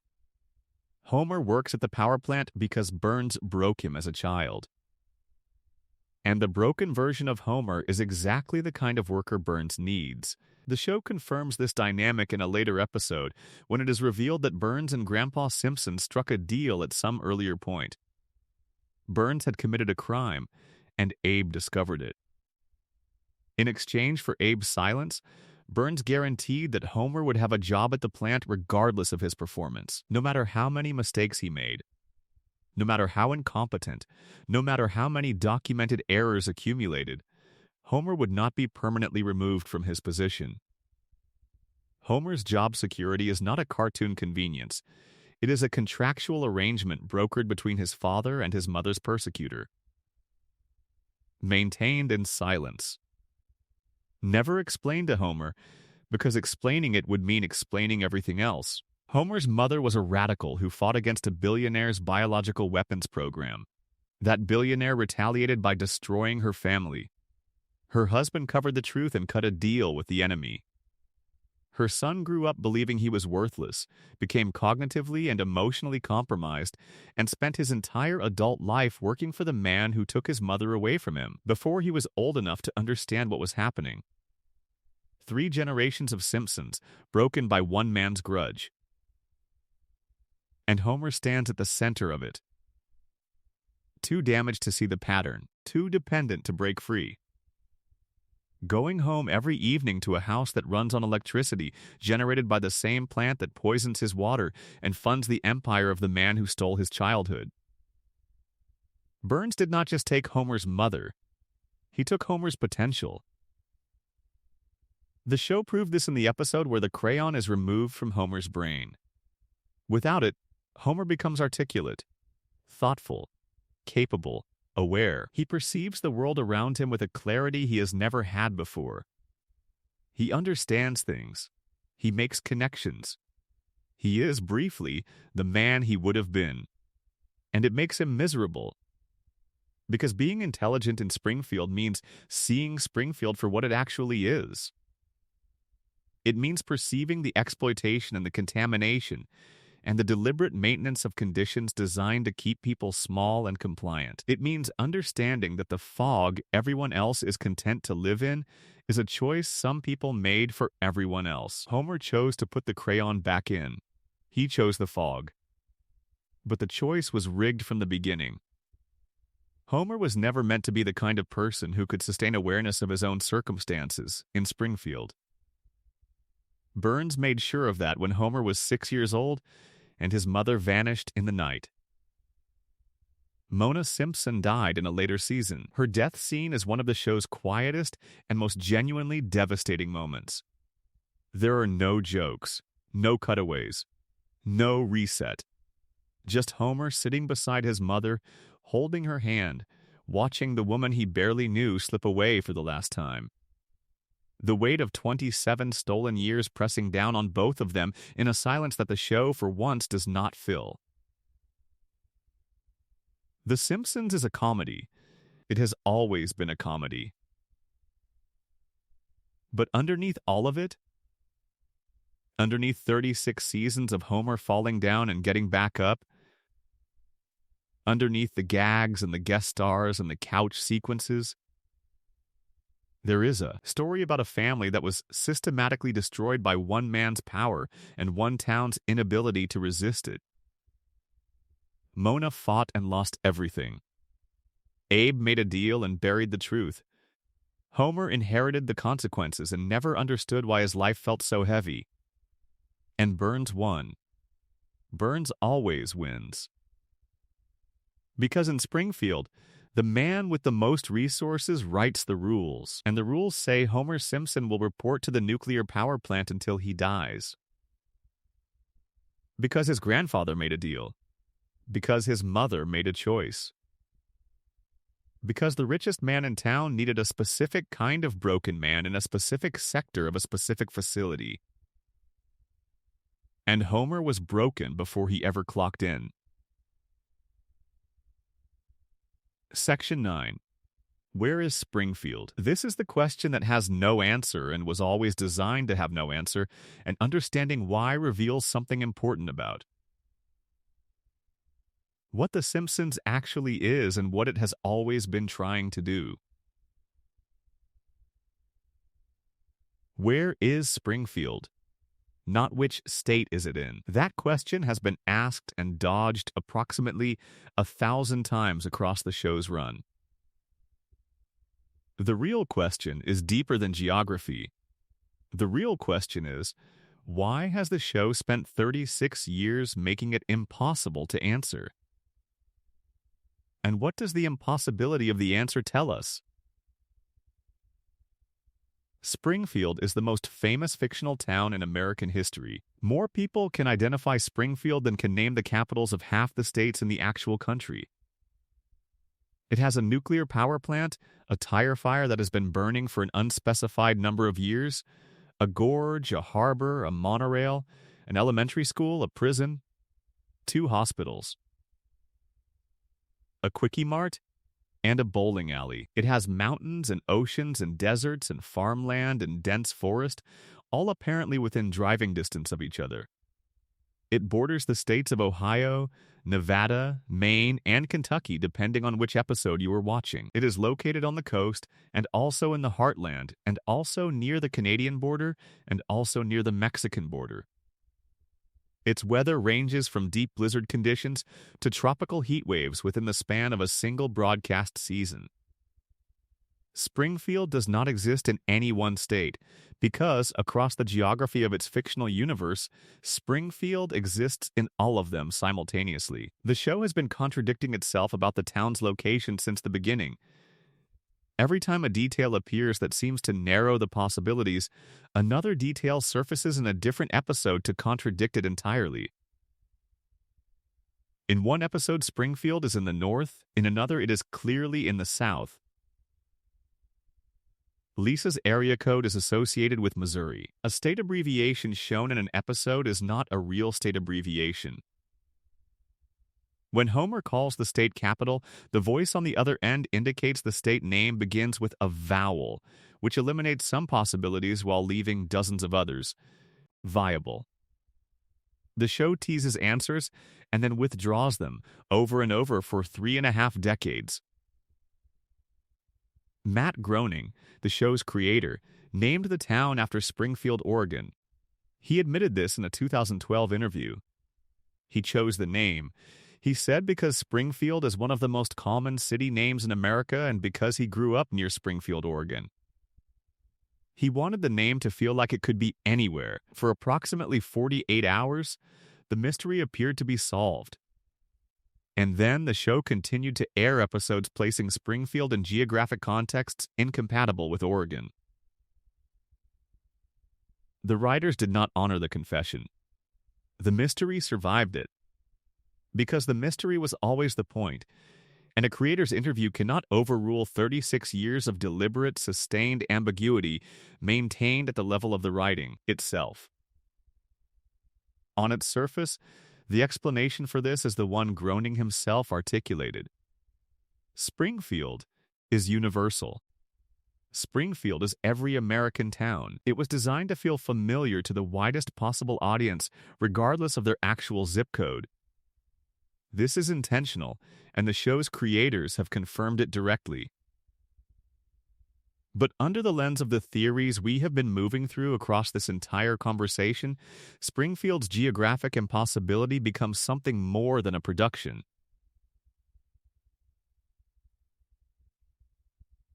Philosophy. If the radiation theory is true, if Springfield is a zone of such severe environmental contamination that the federal government eventually determines it must be physically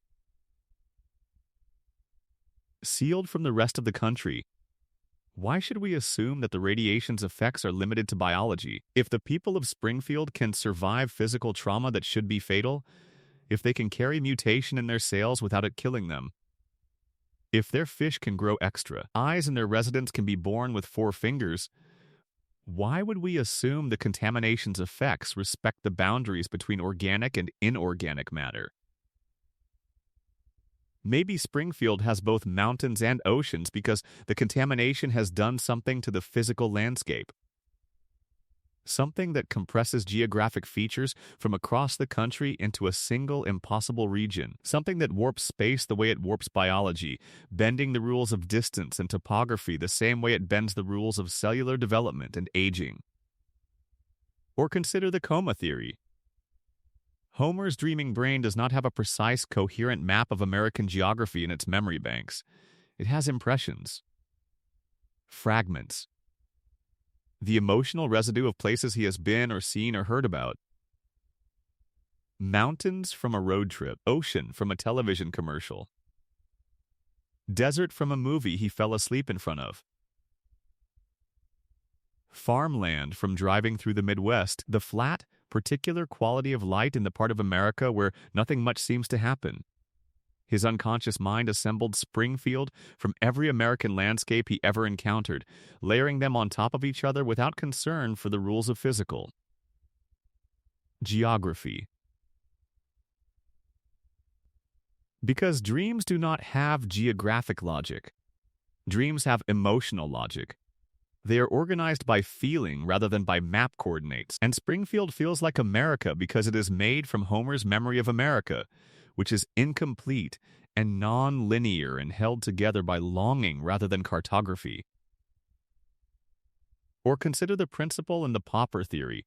The lens of Springfield is a community organized around collective denial and the systematic suppression of inconvenient truths.